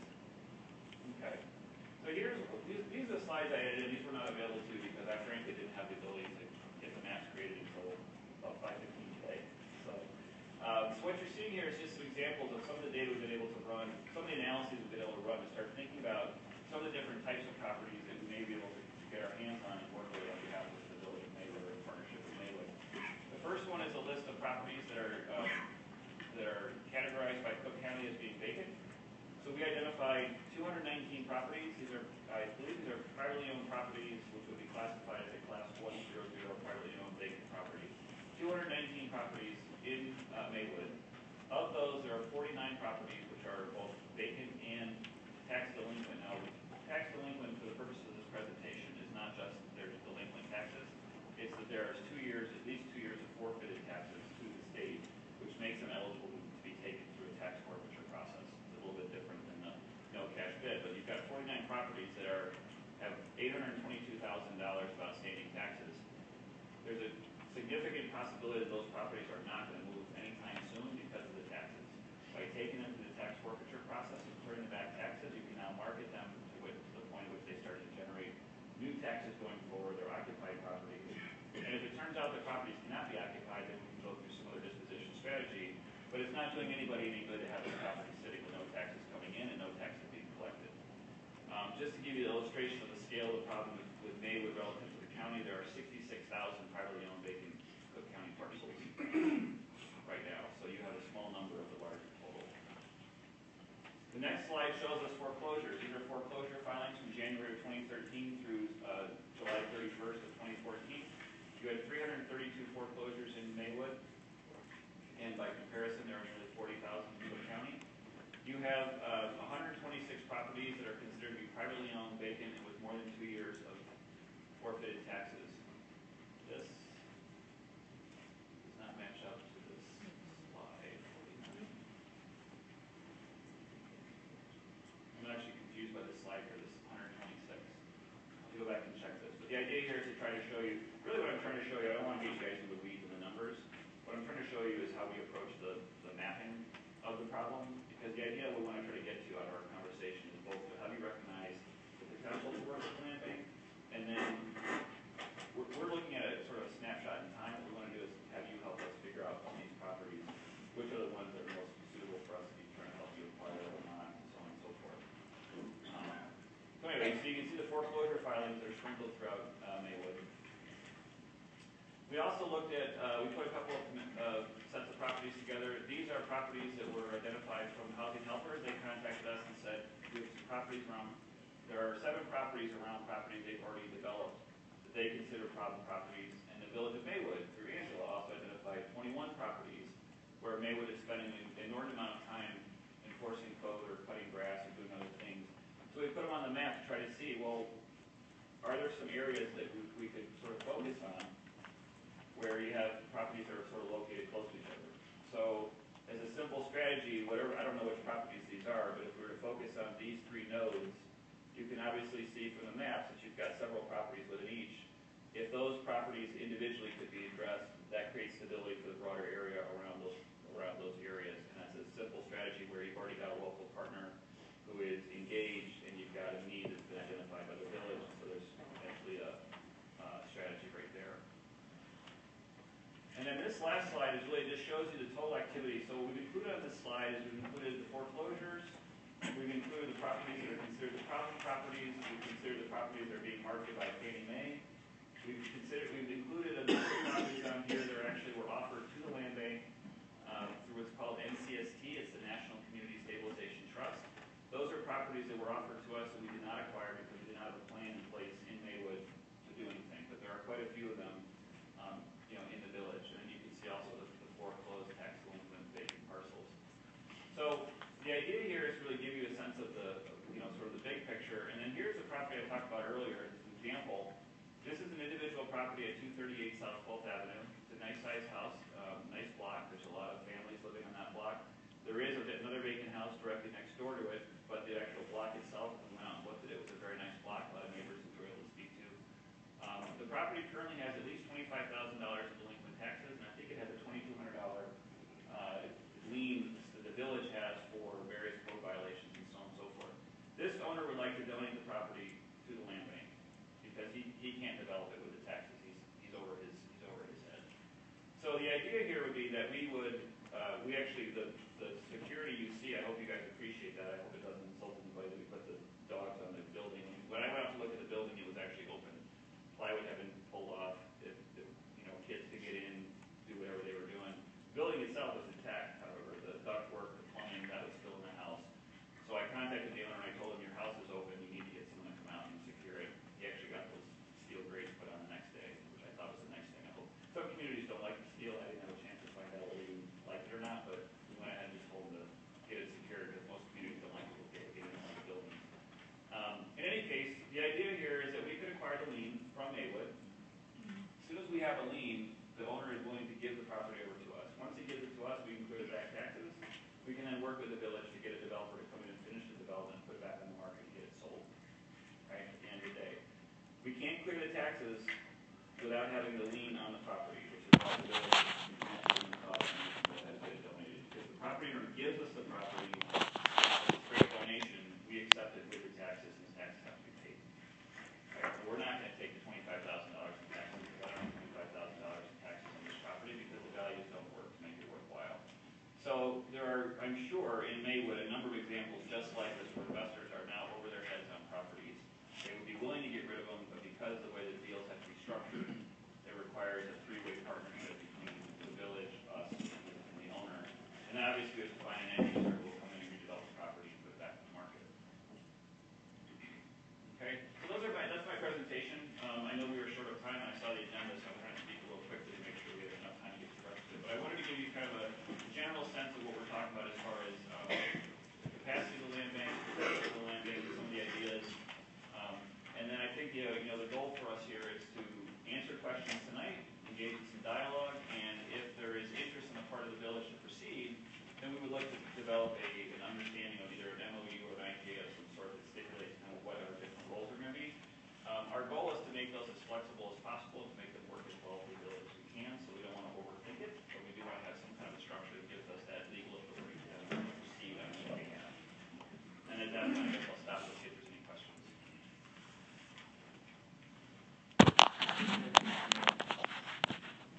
Okay, and I'm gonna ask our questions, because as a recommendation, I wanna table this, let's ask some questions for our next LLOC meeting, because we do have a full agenda. And I mean, it is packed with reservations. So, I'll entertain questions from this end, trustee Rivers. Just very briefly.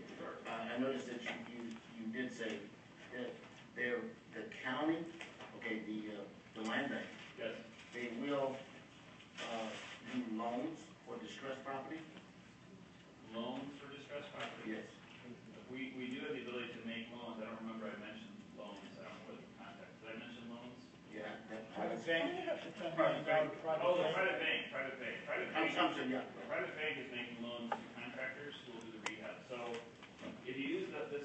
But now, just a question. Yes. I just want to know the limit.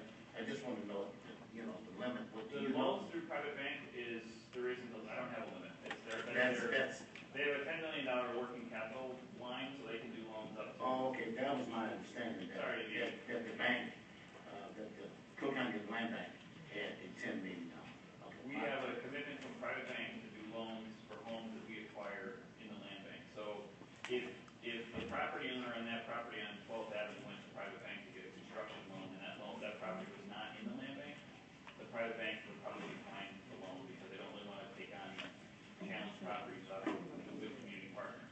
So their approach is that the properties come to the land bank, then they will make loans to contractors for those properties because they know that if it's in the land bank, we've reviewed it, we have a community partner, we have an agreement with the village, and it feels to them as more secure deal. Is there a limit? No. There's no limit? Not to my knowledge, it would have to be. Negotiable. Okay. Exactly, it's negotiable. And can you disclose, where's the property that you referred to in Maywood that would be ideal for a park, or you could use it for a park? The address is, I'm trying to remember the address. I want to say it's 409 South 21st. I think it's 409 South 21st. It was a single family home that the bank demolished, and they gave it to us as a vacant. So it is the demolished? Yeah, the bank already, we didn't demolish it, the bank that owned it demolished it before they got to us. Thank you, that's all. And we'd love to see it get redeveloped for whatever use the village would like to have. That's why we just sort of sat on it at this point. Okay, trustee Rogers. I like the concept. I would tend to applaud the board for putting this unit of government together. And from a timing standpoint, maybe, what are you looking for from us? Would you be looking for us to approve moving forward with the memorandum of understanding for consideration? However it works as far as your process, before we proceed at any kind of scale, we'd like to have some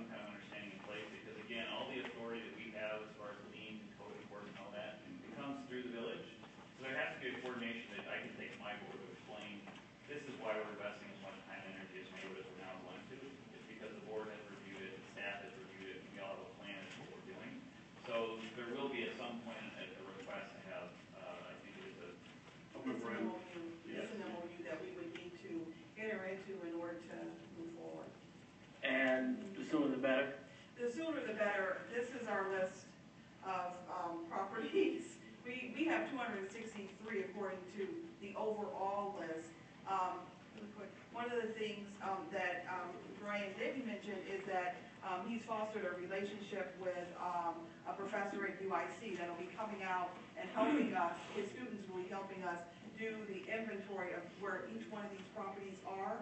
So when that inventory is done, we'd like to go ahead and move forward. This is truly the residential side of what I do on the commercial side that is really lacking in our department. So for us to move forward on this as quickly as possible. Go ahead, because I would tend to move that the matter that we allow staff to work on the draft of the memorandum of understanding for our consideration at a regular board meeting. We do have that opportunity to further scrutinize it when that draft is before us, but I would like to move forward with that process so we're not losing the time that we could be having some production on. And so I will put that in the form of a motion. I would move that we accept the presentation and that we, pardon me? And that we would direct staff and legal to prepare a memorandum of understanding for our consideration at the regular board meeting. Madam Pro-Chair, Trustee Cross. there's a copy of a memorandum of understanding attached to the, so we just need to bring this back to the LLOC to discuss it, but it's already attached. Yeah, they've started it. So basically what I'm moving is that they be able to close whatever gaps that is so so that we can consider it. That's my motion, but I haven't heard it second yet, so. Mayor? Okay.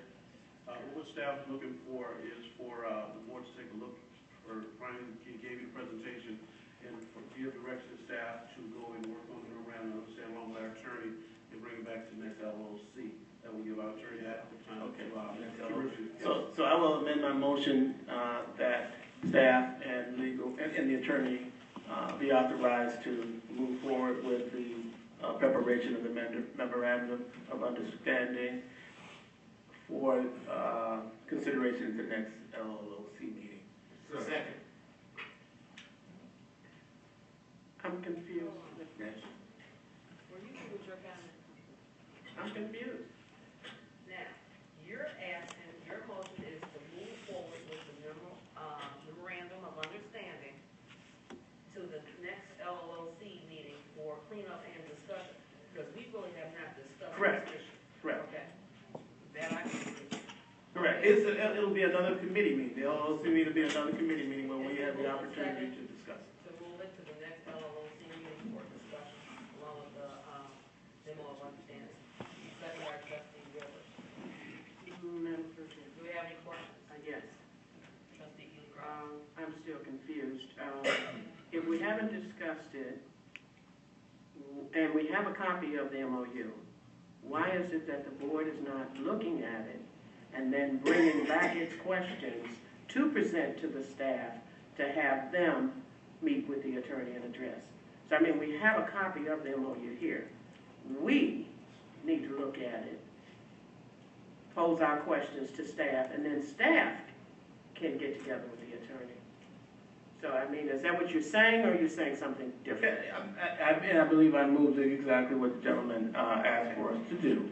I want to make, in essence, I want to make sure that we're not stalled and that we are able to move forward what needs to happen with staff so that we can be positioned to actually begin to take some action, which we won't do at the next LLOC, but that would be where we would advance it to a regular board meeting, which is where binding action takes place.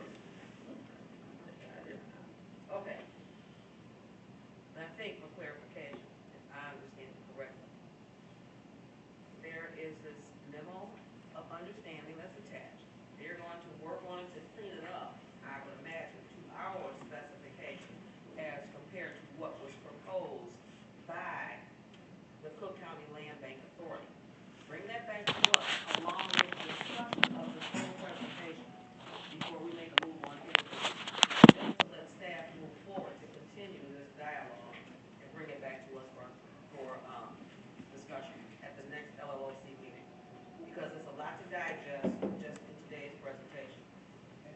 just make a comment, I'm familiar with the MOU on this land bank, and even Mr. White will agree, the MOU that's in your packet doesn't do anything more than express a desire for the two parties to cooperate together. It has absolutely, not to minimize it, but it doesn't have the necessary detail for you to implement any of the strategies or options that Mr. White talked about tonight.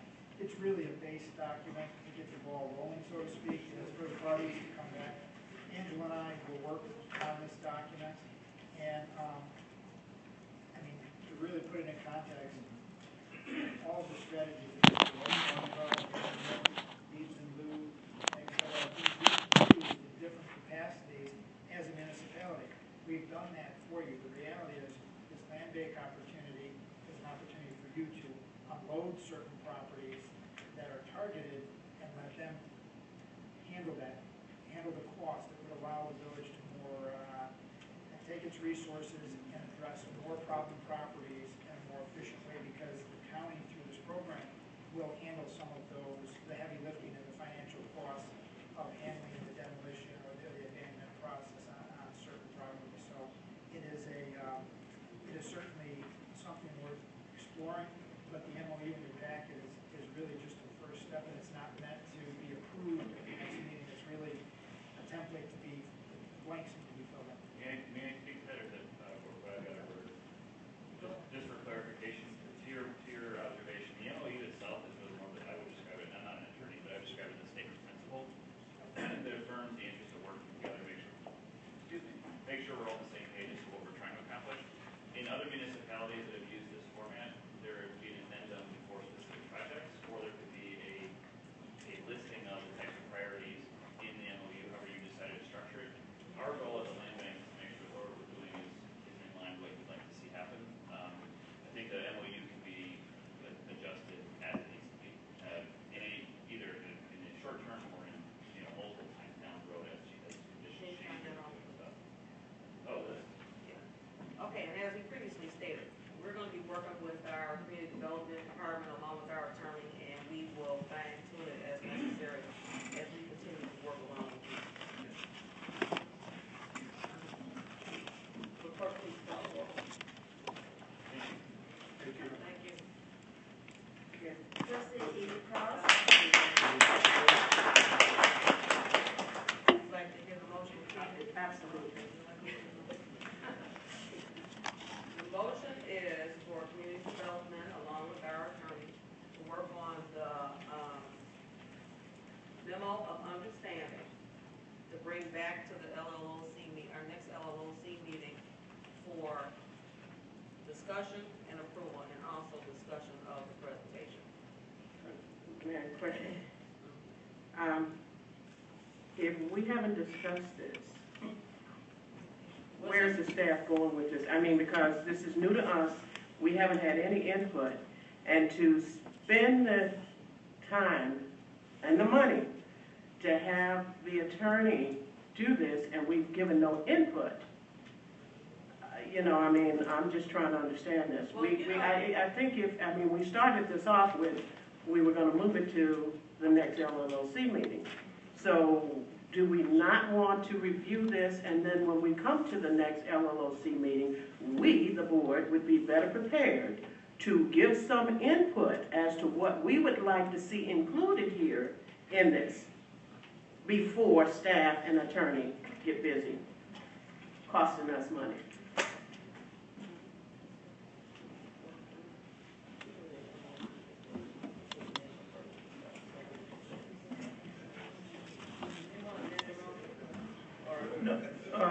I don't think it's necessary to amend the motion. We're not taking anybody to action. We're moving forward with whatever loose ends need to be prepared. I already had this in my package, so I've already reviewed it. But I understand there may be some unreadiness. And so basically this just advances to the next time. But in the interim, anything that needs clarification would be cleaned up so that we'd be in better position not to lose another 2 weeks or a month.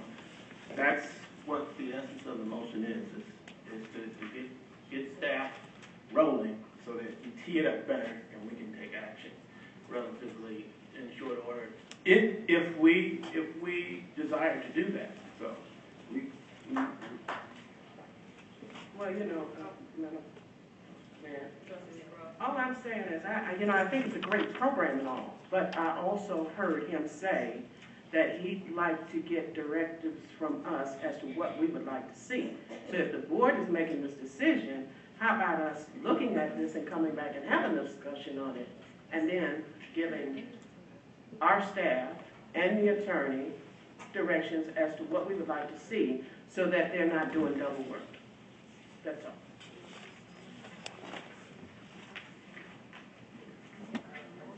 Okay, what I would like to do is, move this motion forward, and I think that for the board, if you have any items or recommendations that you see in here, if you email them to, Mr. Byers, and we can halfway be prepared to take some action, have a discussion at the next LLOC meeting, move that if necessary to the regular board meeting for approval.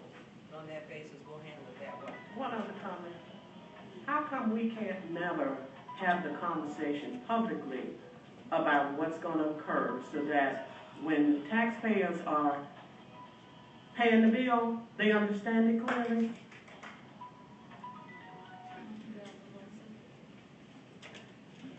Okay, clerk, call the roll.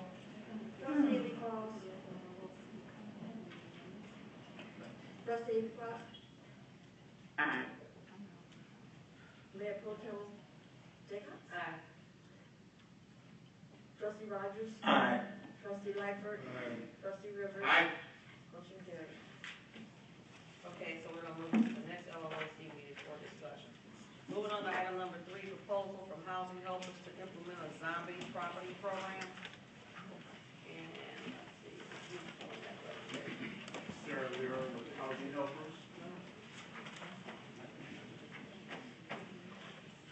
You have a brief synopsis of the program on page 36 of your packet. I'm Sarah Lira, Executive Director of Housing Helpers, and just to tie in with the County Land Bank, we are in total support of what they want to do here in Maywood, and we see it as an opportunity for Maywood to put a lot of properties in their care and to clear title and not have that expense. And we'd also like to express that, we are very interested in being their developer once they have these properties in Maywood.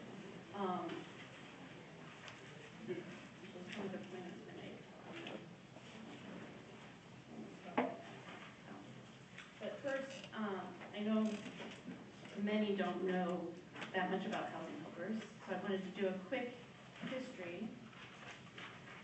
And what you have before you are some of the houses that we've worked on, or one house that we worked on, that has before and after shots, so you can see the work that we did.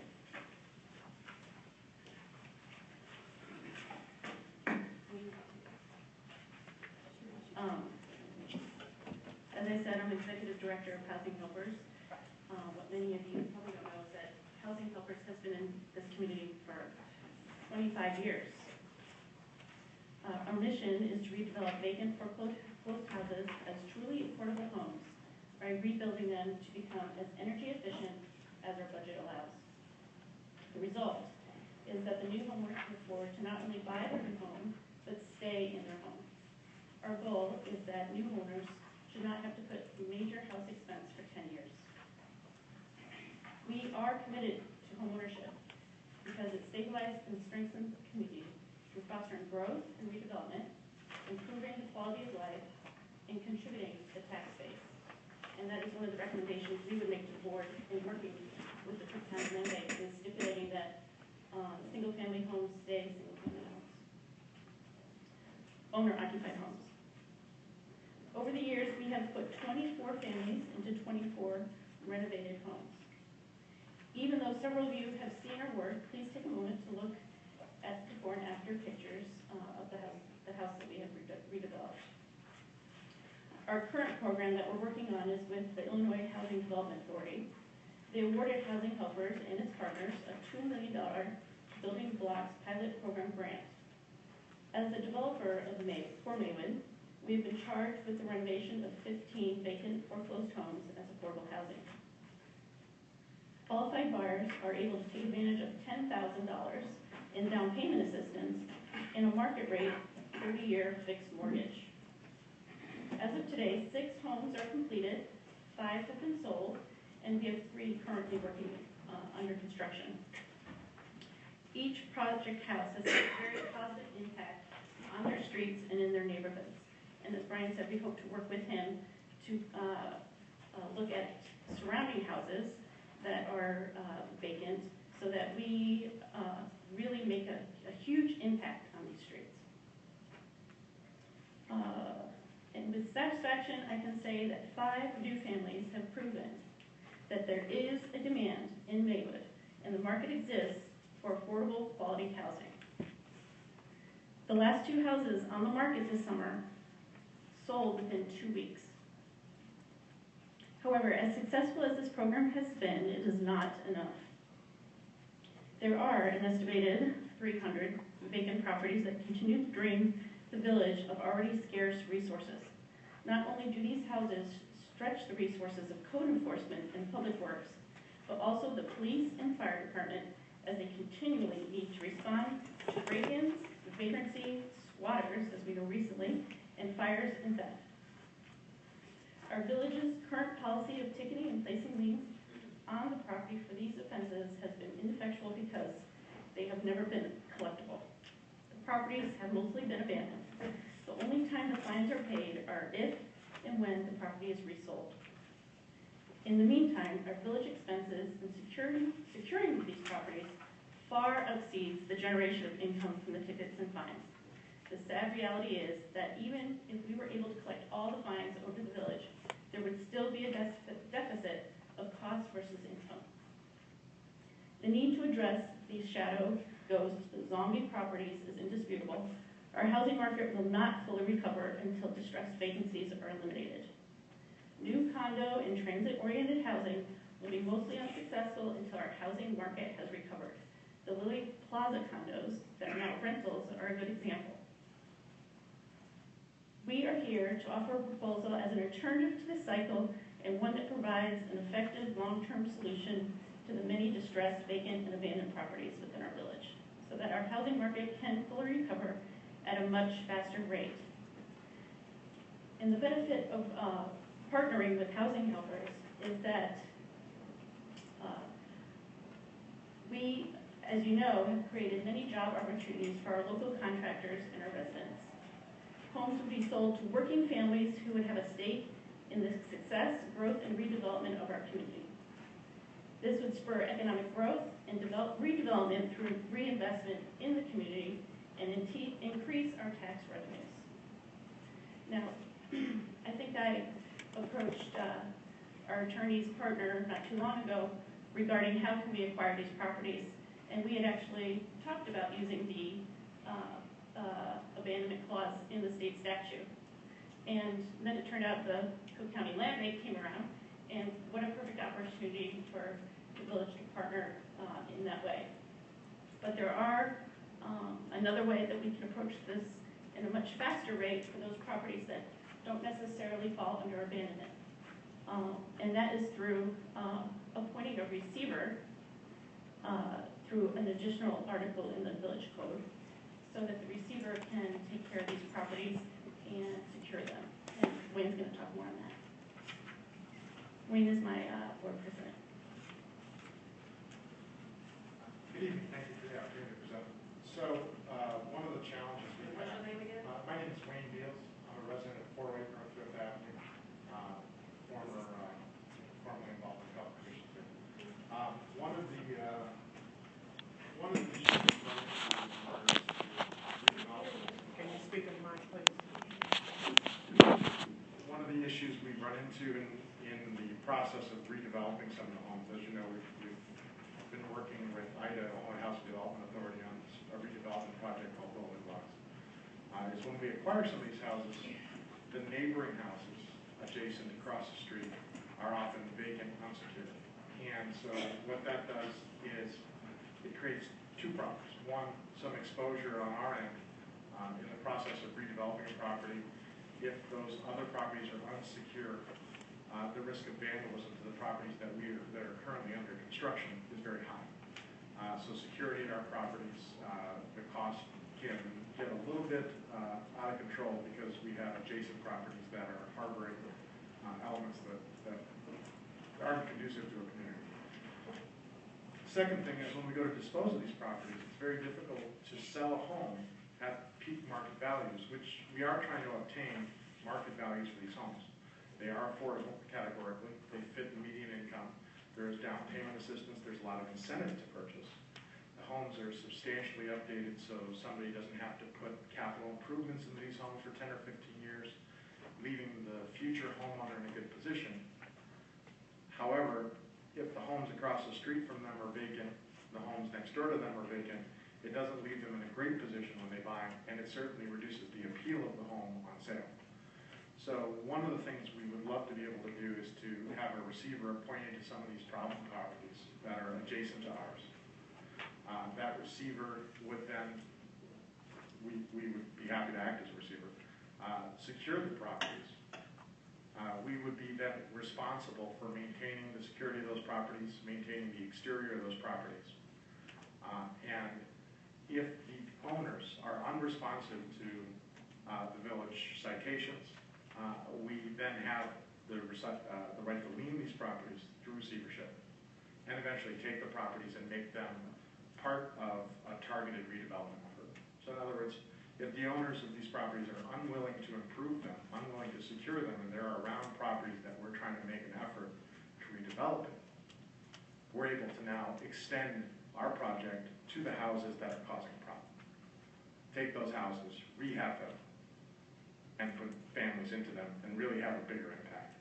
You know, we're not looking at, we look at this as a strategy that involves blocks and not individual homes.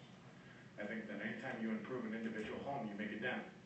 But anytime you improve a block, you really create a node where you can really develop out of. One of the things that the land bank brought up was the abandoned property statute, and I think that especially if used judiciously, if used well, it doesn't interfere with people's property rights, which I'm generally opposed to municipalities and everything taking property from individuals, especially from responsible individuals. But in our case, we have a lot of properties that the taxes have not been paid. The banks have foreclosed, the owners have walked away, the banks have not taken lien. We're left with no options to reclaim these properties, but to actually go in and take them. And that's why the ordinance exists, and I think we should start using it more. At least, especially in regards to properties where we are trying to do private redevelopment. Thank you. Okay. Board have any questions? Ma'am.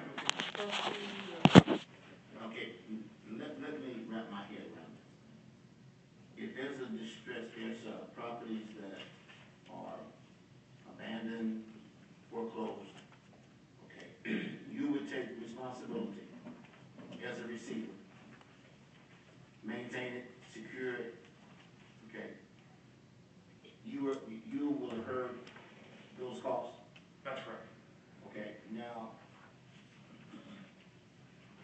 if the village has a lien on that property, when is that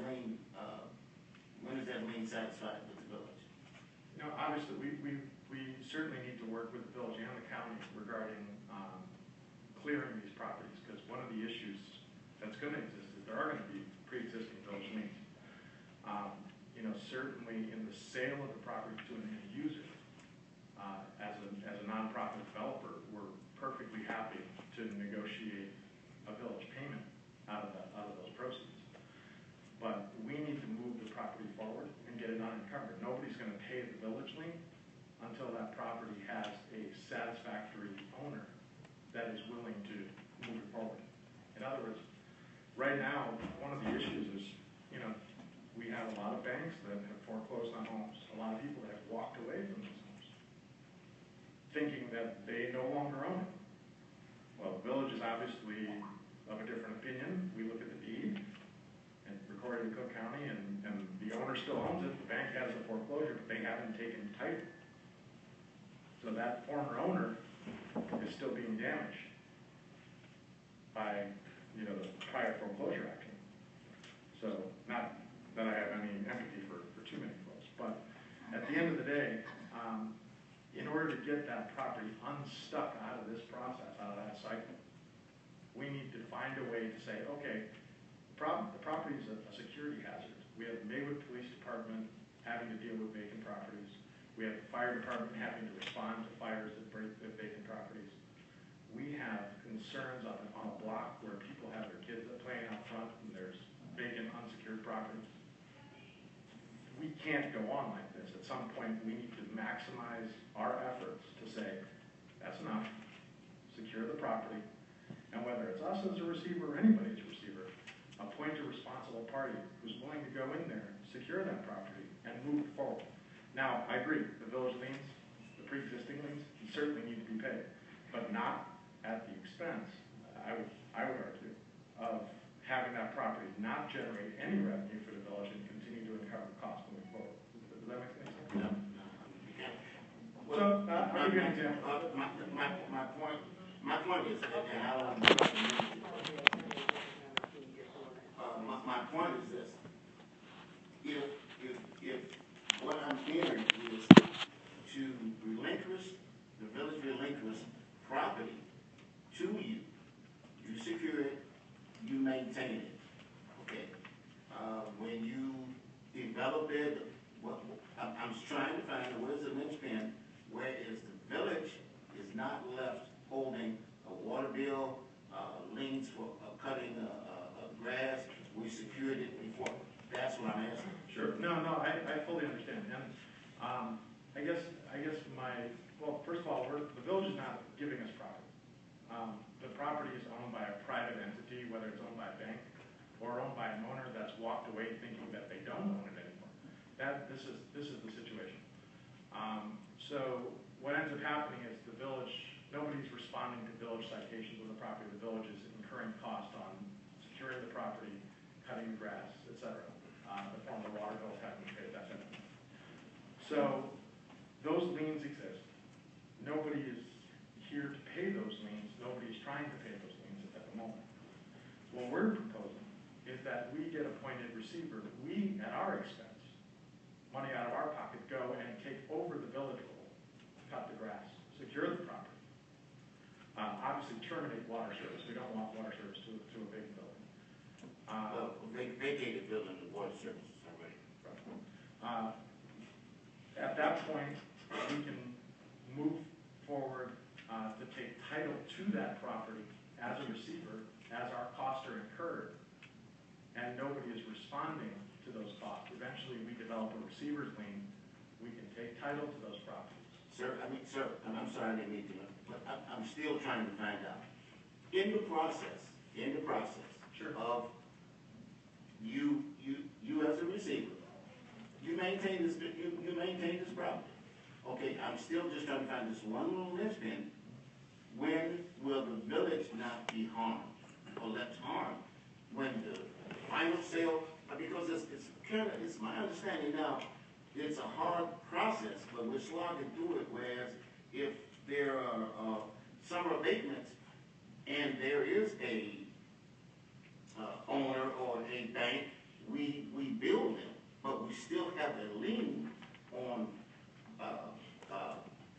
things that we've done to this property. I'm still just trying to find out. I understand. And I'll leave it to the attorneys to determine whether those liens are extinguished or not by the receiver's lien. I'm not certain. Here's the thing. We as a nonprofit, our concern is not to take money from village coffers. So I want to make sure that's clear. We are trying to resolve a security problem on blocks that we're trying to redevelop. Gotcha. That's our key effort. Now, as far as the village liens go, we are open to repayment strategies, but because we're a nonprofit, we certainly don't have cash.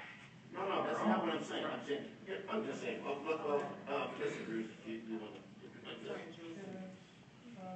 Okay. Sure. I have two questions. One, I don't see anything here of exactly what you're asking for in terms of the presentation. What is it that you're Sure. Okay. Because first of all, receivership is not in our hands? I mean, we're not. No, it's not in the you know, trustee's hands. I mean, you already indicated that, we don't own the property. Correct. So if we don't own the property, we certainly can't give you the receivership. So that part there is. And I'll defer, again, to the village attorney to explain the statute, because I'm not an attorney. However, I am aware that if a property is unresolved and the owner is unresponsive and the property remains a hazard, that the municipality has the right to appoint a receiver to secure that property. That part is clear. The second question that I have is that I think I heard in the previous presentation from the Land Bank Authority that they could do some of the same things that you're talking about doing. So what would be the difference? Because they have the funding and so you're asking us to put it up front and allow you to just do it, and then later on, if and when you sell it, but yet they have a financing mechanism in place with their tax. No, I'm understood. So I'm just a little bit kind of unclear as to what you want. There is actually a little bit of a difference. So the land bank can take abandoned properties. So what that basically means is there has to be 2 years of unpaid taxes that have accrued on this property. We've had abandoned buildings for a number of years here, and I'm sure they all, quite a few fall in that category. Are 1/6 of the current abandoned properties are actually delinquent 2 years on taxes. 5/6, or majority of them, are not and cannot be acquired through that mechanism. So this mechanism allows us to be a little bit more responsive and not wait 2 years with an abandoned property prior to being able to take action on it. So in other words, it allows us to accelerate securing that property instead of having to wait a statutory 2 years for the land bank to be able to act on it. And quite frankly, I mean, with 300 properties, we just have so much going on that every partner, every stakeholder that is at the table trying to help, I think, should bring forth their efforts. And if the land bank can help us and we can work in parallel with them, we're very happy to do so. We work in parallel with NCST as well, our Neighborhood Community Stabilization Trust, to take these directly from banks who just say, you know what, we're done. And we take donations from them. So we're very eager to work with all the partners at the table. What we're proposing is we add another tool to the village's kit without adding cost to the village necessarily, to go in and help secure some of these properties and have a mutually beneficial solution posted for the block, for the village, for us and our project on that block, and basically just make it easier to take our blocks back. And that's what we're doing. But what I'm trying to look at is that as we look at where the land bank can help and where housing helpers can, I'm just, you know, I think you got to give us a little bit more, very parallel. be a little bit more We're very clear, parallel. because there's nothing here to kind of look at and say, okay, if we did this on this end. The key difference is if a property is not tax delinquent, but is abandoned and unresponsive. But where's your proposal where you outline what you, because this is not, are you just, this is not, Well, right, that was this is just a just an rough. overview. Right. And I just think that if you want the board to Right. try to make a decision on this, there needs to be a little bit more meat. Sure. You know, No, that- We we're, just wanted to get the proposed idea out there. for your our goal is consideration. to open this line of discussion. I mean, we have our concerns about us spending our money on properties that we don't own, right? But we see the need for us to do so in certain circumstances, especially in regards to assets that we're spending $100,000 on. So we're looking at this as, this is a mutually beneficial, what we're trying to outline is a mutually beneficial path to resolve unsecured properties that don't fit the land bank solution. Can you put it in writing and then? Absolutely. Is that okay? Let me just cut this off right now. Because first of all, we're gonna need additional information, but I want the attorney to speak to this. And right now, these proposals, we don't have enough information to have a real good discussion because nothing's in writing. And I think for the board, hearing two presentations that somewhat parallel each other is gonna be worthy of some future discussion because it's gonna be a matter of what does one organization do versus the other organization? And then for us to collectively decide what works for us. Because I think that we all up here recognize the fact that we have a lot of abandoned properties here, vacant, that need some work, that's really costing taxpayers money for the people that are here. And what we have to do is try to decide how we are going to best address that, because you both might have something to offer. That's what we're pointing out, And I'm saying, we recognize that.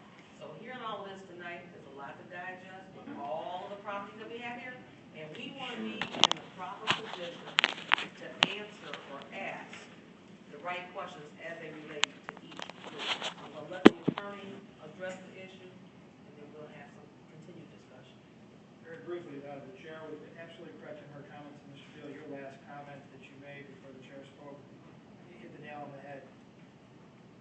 My suggestion would be to bring back a proposal that says how you're different than the land bank and what, opportunities you can offer or how you can track what they're doing, because you can complement the efforts that they have. Quickly, the abandonment statute is brand new. It's an awesome statute to deal with. We've done a couple of these cases. I'm in the process of selling a property we acquired. I acquired for another community through the abandonment statute. If it fits, it's a great statute. It speeds up the acquisition process. It lowers the amount of legal fees and the court time to get through acquiring the property. If it fits, if it works. Now, we have properties that are subject and we use the abandonment statute. It's a great solution, but remember, there's still costs. You still have to file lawsuits. You still have to go through the process. It's still the village's obligation. Once you get title to it, you're still paying the costs. Hopefully, you can hand it off to a land bank, or you can hand it off to housing helpers. So it will be important as strategic planning to have entities like this identify and target homes that you want to go after, and then we use, or in conjunction with the state's attorney, those legal resources to efficiently acquire these properties. We won't get into the whole receivership thing, other than to say, if we use it here at the village in Lexington, it works great in multi-family situations when there are rentals coming in. That's how it works best. It doesn't work really well with single-family properties, where there isn't, where abandoned single-family properties, receivership doesn't make sense unless somebody's willing to shell out the money to be the receiver. That's what we're proposing. We would need to see that, and then we need to talk about horse trading, about our liens, your receiver lien, and how it would work, and that would all be in an MOU or an IGA, intergovernmental agreement. Certainly worthy of more conversation. Those are my Thank you guys for your time. We don't bill ourselves as a one-stop solution to the housing crisis, but we are in the field. We study this very closely, and we see potential solutions that are within Maywood's municipal code. And what we're trying to do is inform you as to how to maybe use these tools and how we can all partner together to get our blocks cleaned up. And we live here in town, so none of us are. We all have a stake in it. Okay, so thank you, Mrs. Lear and Mr. Beal, and we look forward to your proposal being submitted.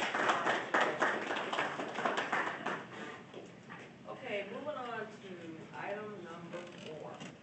Discussion of the broker's representation to the disposal and sale of certain surplus of village-owned real estate. And here we have this letter that was sent to us from Ad Properties. This letter serves as notice that Ad Properties Commercial will not be renewing its exclusive sale listing agreement. It has the village of Maywood to sell village-owned properties. However, Ad Properties will continue to negotiate with the following prospective buyers on the below selected properties. In the event any of these properties do successfully result in a closed sale for these buyers within 180 calendar days after the listing agreement's expiration date of July 23rd, 2014, Ad Properties shall receive its agreed upon commission in the amount of 5%, which shall be due at closing. At 5 p.m. on the 180th calendar day, which is January 19, 2015, the obligations of the parties set forth in this letter shall automatically terminate, and Ad Properties shall no longer have a right to market the below properties on behalf of the village, or to accept any signed purchase offers for such properties, and the village shall no longer have any obligation to pay a commission The at properties in regard to any of the below properties that do not close within the above 180-day period. The properties listed are 615 West Fifth Avenue, which was the old Maywood Market, potentially leak funeral. The second property is the northeast corner of Fifth and Washington. O'Reilly Auto Parts is being represented by Miles Gatlin and Associates. And the third property is northwest corner of 9th and St. Charles, Rush Freight Systems. We thank you for the opportunity to represent the village over the past year. Please sign below, acknowledge receipt of this letter. This is from Dan Stratus, who is the managing broker of that properties commercial. The reason why I decided to read this letter to you is because you heard us have some previous discussion about at properties. And you also heard mention the 180-day period. So just so you're kind of on board with what is at hand and you're armed with some information as this discussion moves forward. Mayor Pro Tem. Trustee Ely Cross. Number one, the 615 West Fifth Avenue, that one, he indicated, Mr. Rocio, is it Rocio? He indicated that that one was no longer potential for leak. So is there a reason why it's still listed here? Well, either way, the property is still ours. We haven't moved forward on anything. So, I mean, they're just sort of disconnecting themselves with that property. But the question I have is if leak has removed himself, should we not inquire as to why it's still listed there? Well, And I mean, unless leak has decided to revisit it, I don't think leak is the issue. The issue is the property that we had assigned to at properties, which they're saying they are dissolving themselves of. Am I correct? Well, this letter that we have before us is requesting that they continue to market these three properties. Oh, okay. These three properties up until January 19, 2015. That's what they're requesting. I just put it in writing, requesting, can they continue to market 615 West Fifth Avenue? Can they continue to market the property located at Fifth and Washington? And also the property located at 9th and St. Charles. That's what they are requesting in this letter, and that's why it's before you tonight. You want to continue with your question? No, I was just inquiring because that's, you know, my notes say that. Any questions? Trustee Rivers? Okay, are we to move this forward, to go forward with it, or not sign it, or what? I mean, what are we doing with this? Is this for general consumption, or what? No, it's not for general information. The letter's addressed to me to sign. However, I need authorization from you as the board. Do we want to continue in a working relationship with that properties to market these three properties?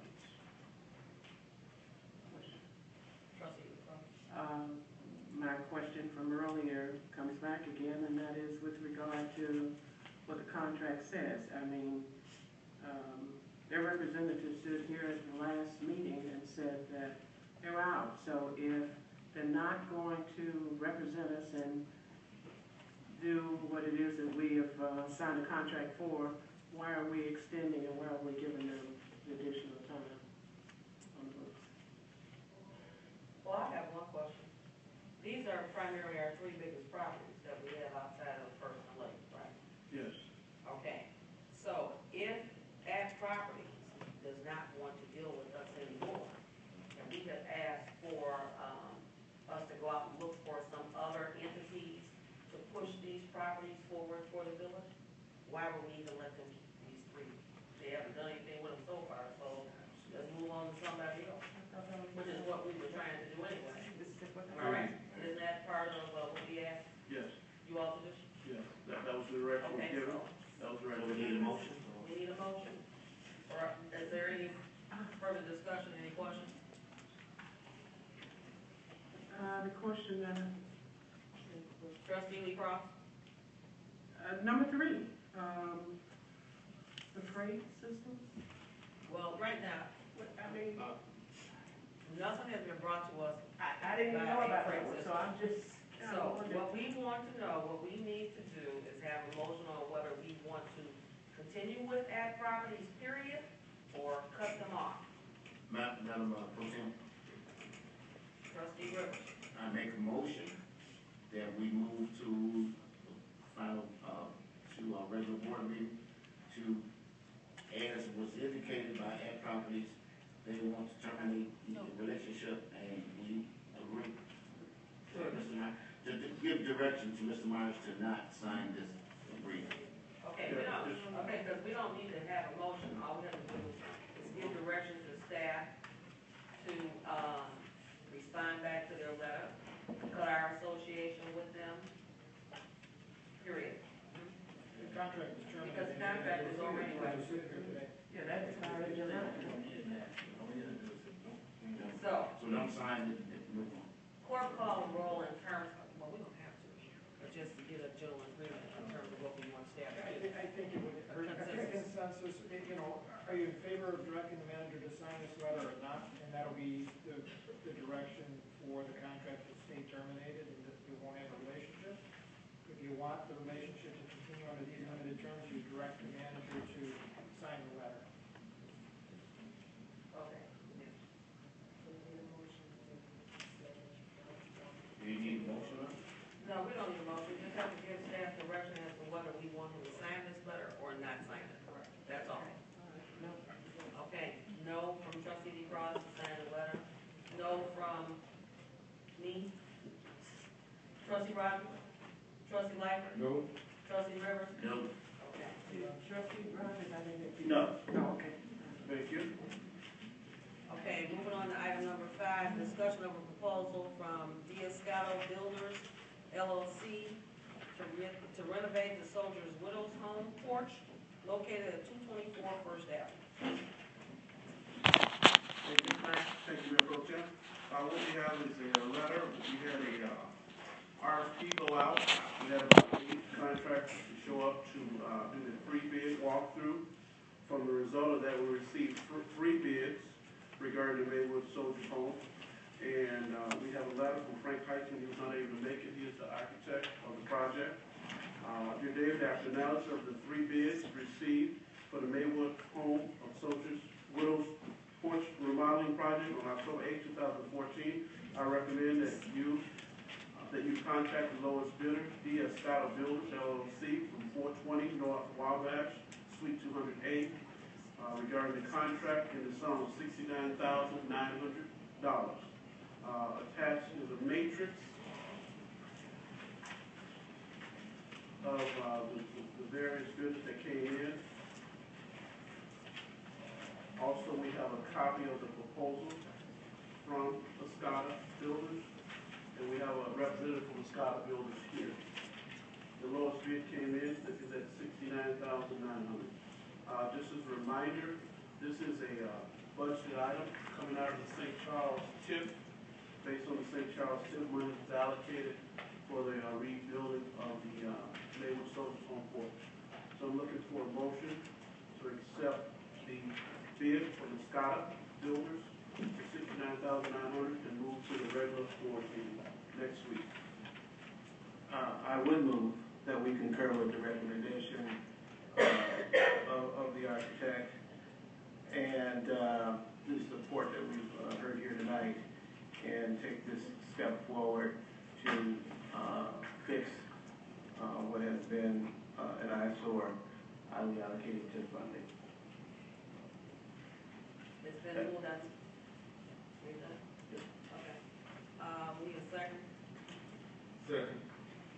Been moved by trustee Rogers, second by trustee Lightfoot, to move the proposal from Dioscato Builders LLC to renovate the Soldier's Widow's Home porch located at 224 First Avenue to the next board meeting for approval. Oh, I'm sorry. Are there any? Trustee DeCross? Yes. At our last meeting where we discussed the widow's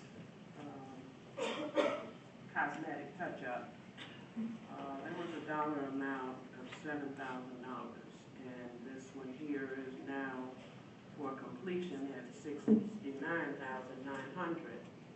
I understand that well, at our previous meeting, I brought up and asked a question with regard to whether or not we had done an inspection, the village, and the answer is no.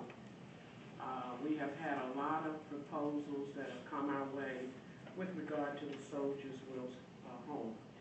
And each time we have gotten close to a purchase, we have invested money into the property and we have not received any results from it. I know that this home is precious to many of you as a result of your concerns about preserving landmark status and preservations. However, I do believe with us not being financially stable and having the funds, we just can't continue to put money out and we're not getting anything in return. We have had several entities that have come. We have paid them for their services to assess the building, but yet no one has purchased it. Many times, individuals and corporations purchase property as is, residential as well as commercial.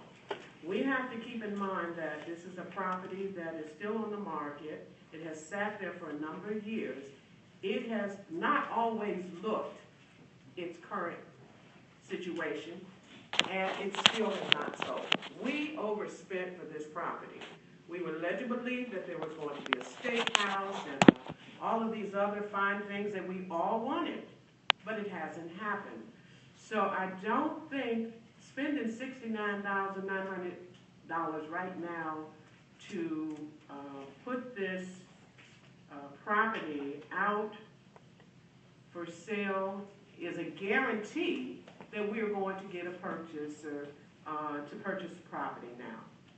I think that we have to look at it in the true sense, accept the fact that we have property that we need to sell, but we need to sometimes sell it as is.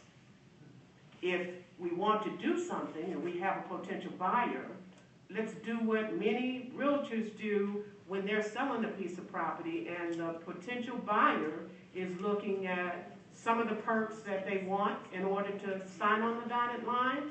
That's the time when we can negotiate. But we're just continuing to put money out, putting money out, and we're not getting anything for the results. In addition to that, because we have not done our own due diligence and inspected this property, we don't know what the true financial results are of what it will take to improve the property in the inside, the interior. So we're talking about spending this money, but this list continues to rise because we do not, and we have not, done the things that we need to do to preserve it initially when we got it, and now it's costing us more money. And you can spend the $69,900, but then what happens? It's not secure. We don't have anyone monitoring and watching it, and so as a result, that's an additional expense for us. Thank you. Thank you, Trustee Cross. With all due respect to Trustee Cross's comments, I do still sit here as a trustee, even though I'm chairing the meeting tonight. But this money is coming out of our TIF funds, and we know that this is an unsightly piece of property, and in order for us to try to market it, it is in an unsafe condition. And that is why we have decided to try to spend this money to at least get it in a state that's safe for somebody to go in and do whatever it is they're going to do. So that was part of our discussion. Trustee Roberts. Yeah. The village owns property, and the village has to be responsible stewards of property that we own. We need to lead by example. The only way that we can get this building in short order to looking decent on one of our main gateways, and we haven't even talked about the historical significance of this property yet, although some people have pointed that out. It is incumbent upon us as stewards to bring this building into a basic, pleasant, visual condition. There have been 3 architectural services that have gone in and vouched about the feasibility of renovating this building. So it has indeed been inspected, and in fact, Mr. Heisman, the architect that prepared this, that's what the $6,900 was for him to prepare the necessary drawings, inspections, and things that would allow for an apples-to-apples bid to take place. That bid has taken place. A reputable contractor has bidded on this and come in the low bid. The funding, which is specific TIF funding, is targeted for doing these kinds of things.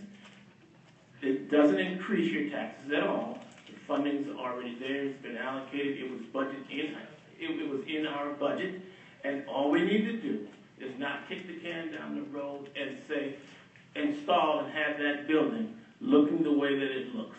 We're responsible for making it look better, and we can have that begin within a month, and probably by the end of the year, have that restored to the point where everybody that drives down that main thoroughfare will be able to see and be inspired by that. And developers do tend to have more interest when it looks good. So this is an important measure that we've taken the steps, and now we're at this point. It's important to move forward. Thank you, Madam President. Trustee LaCroix.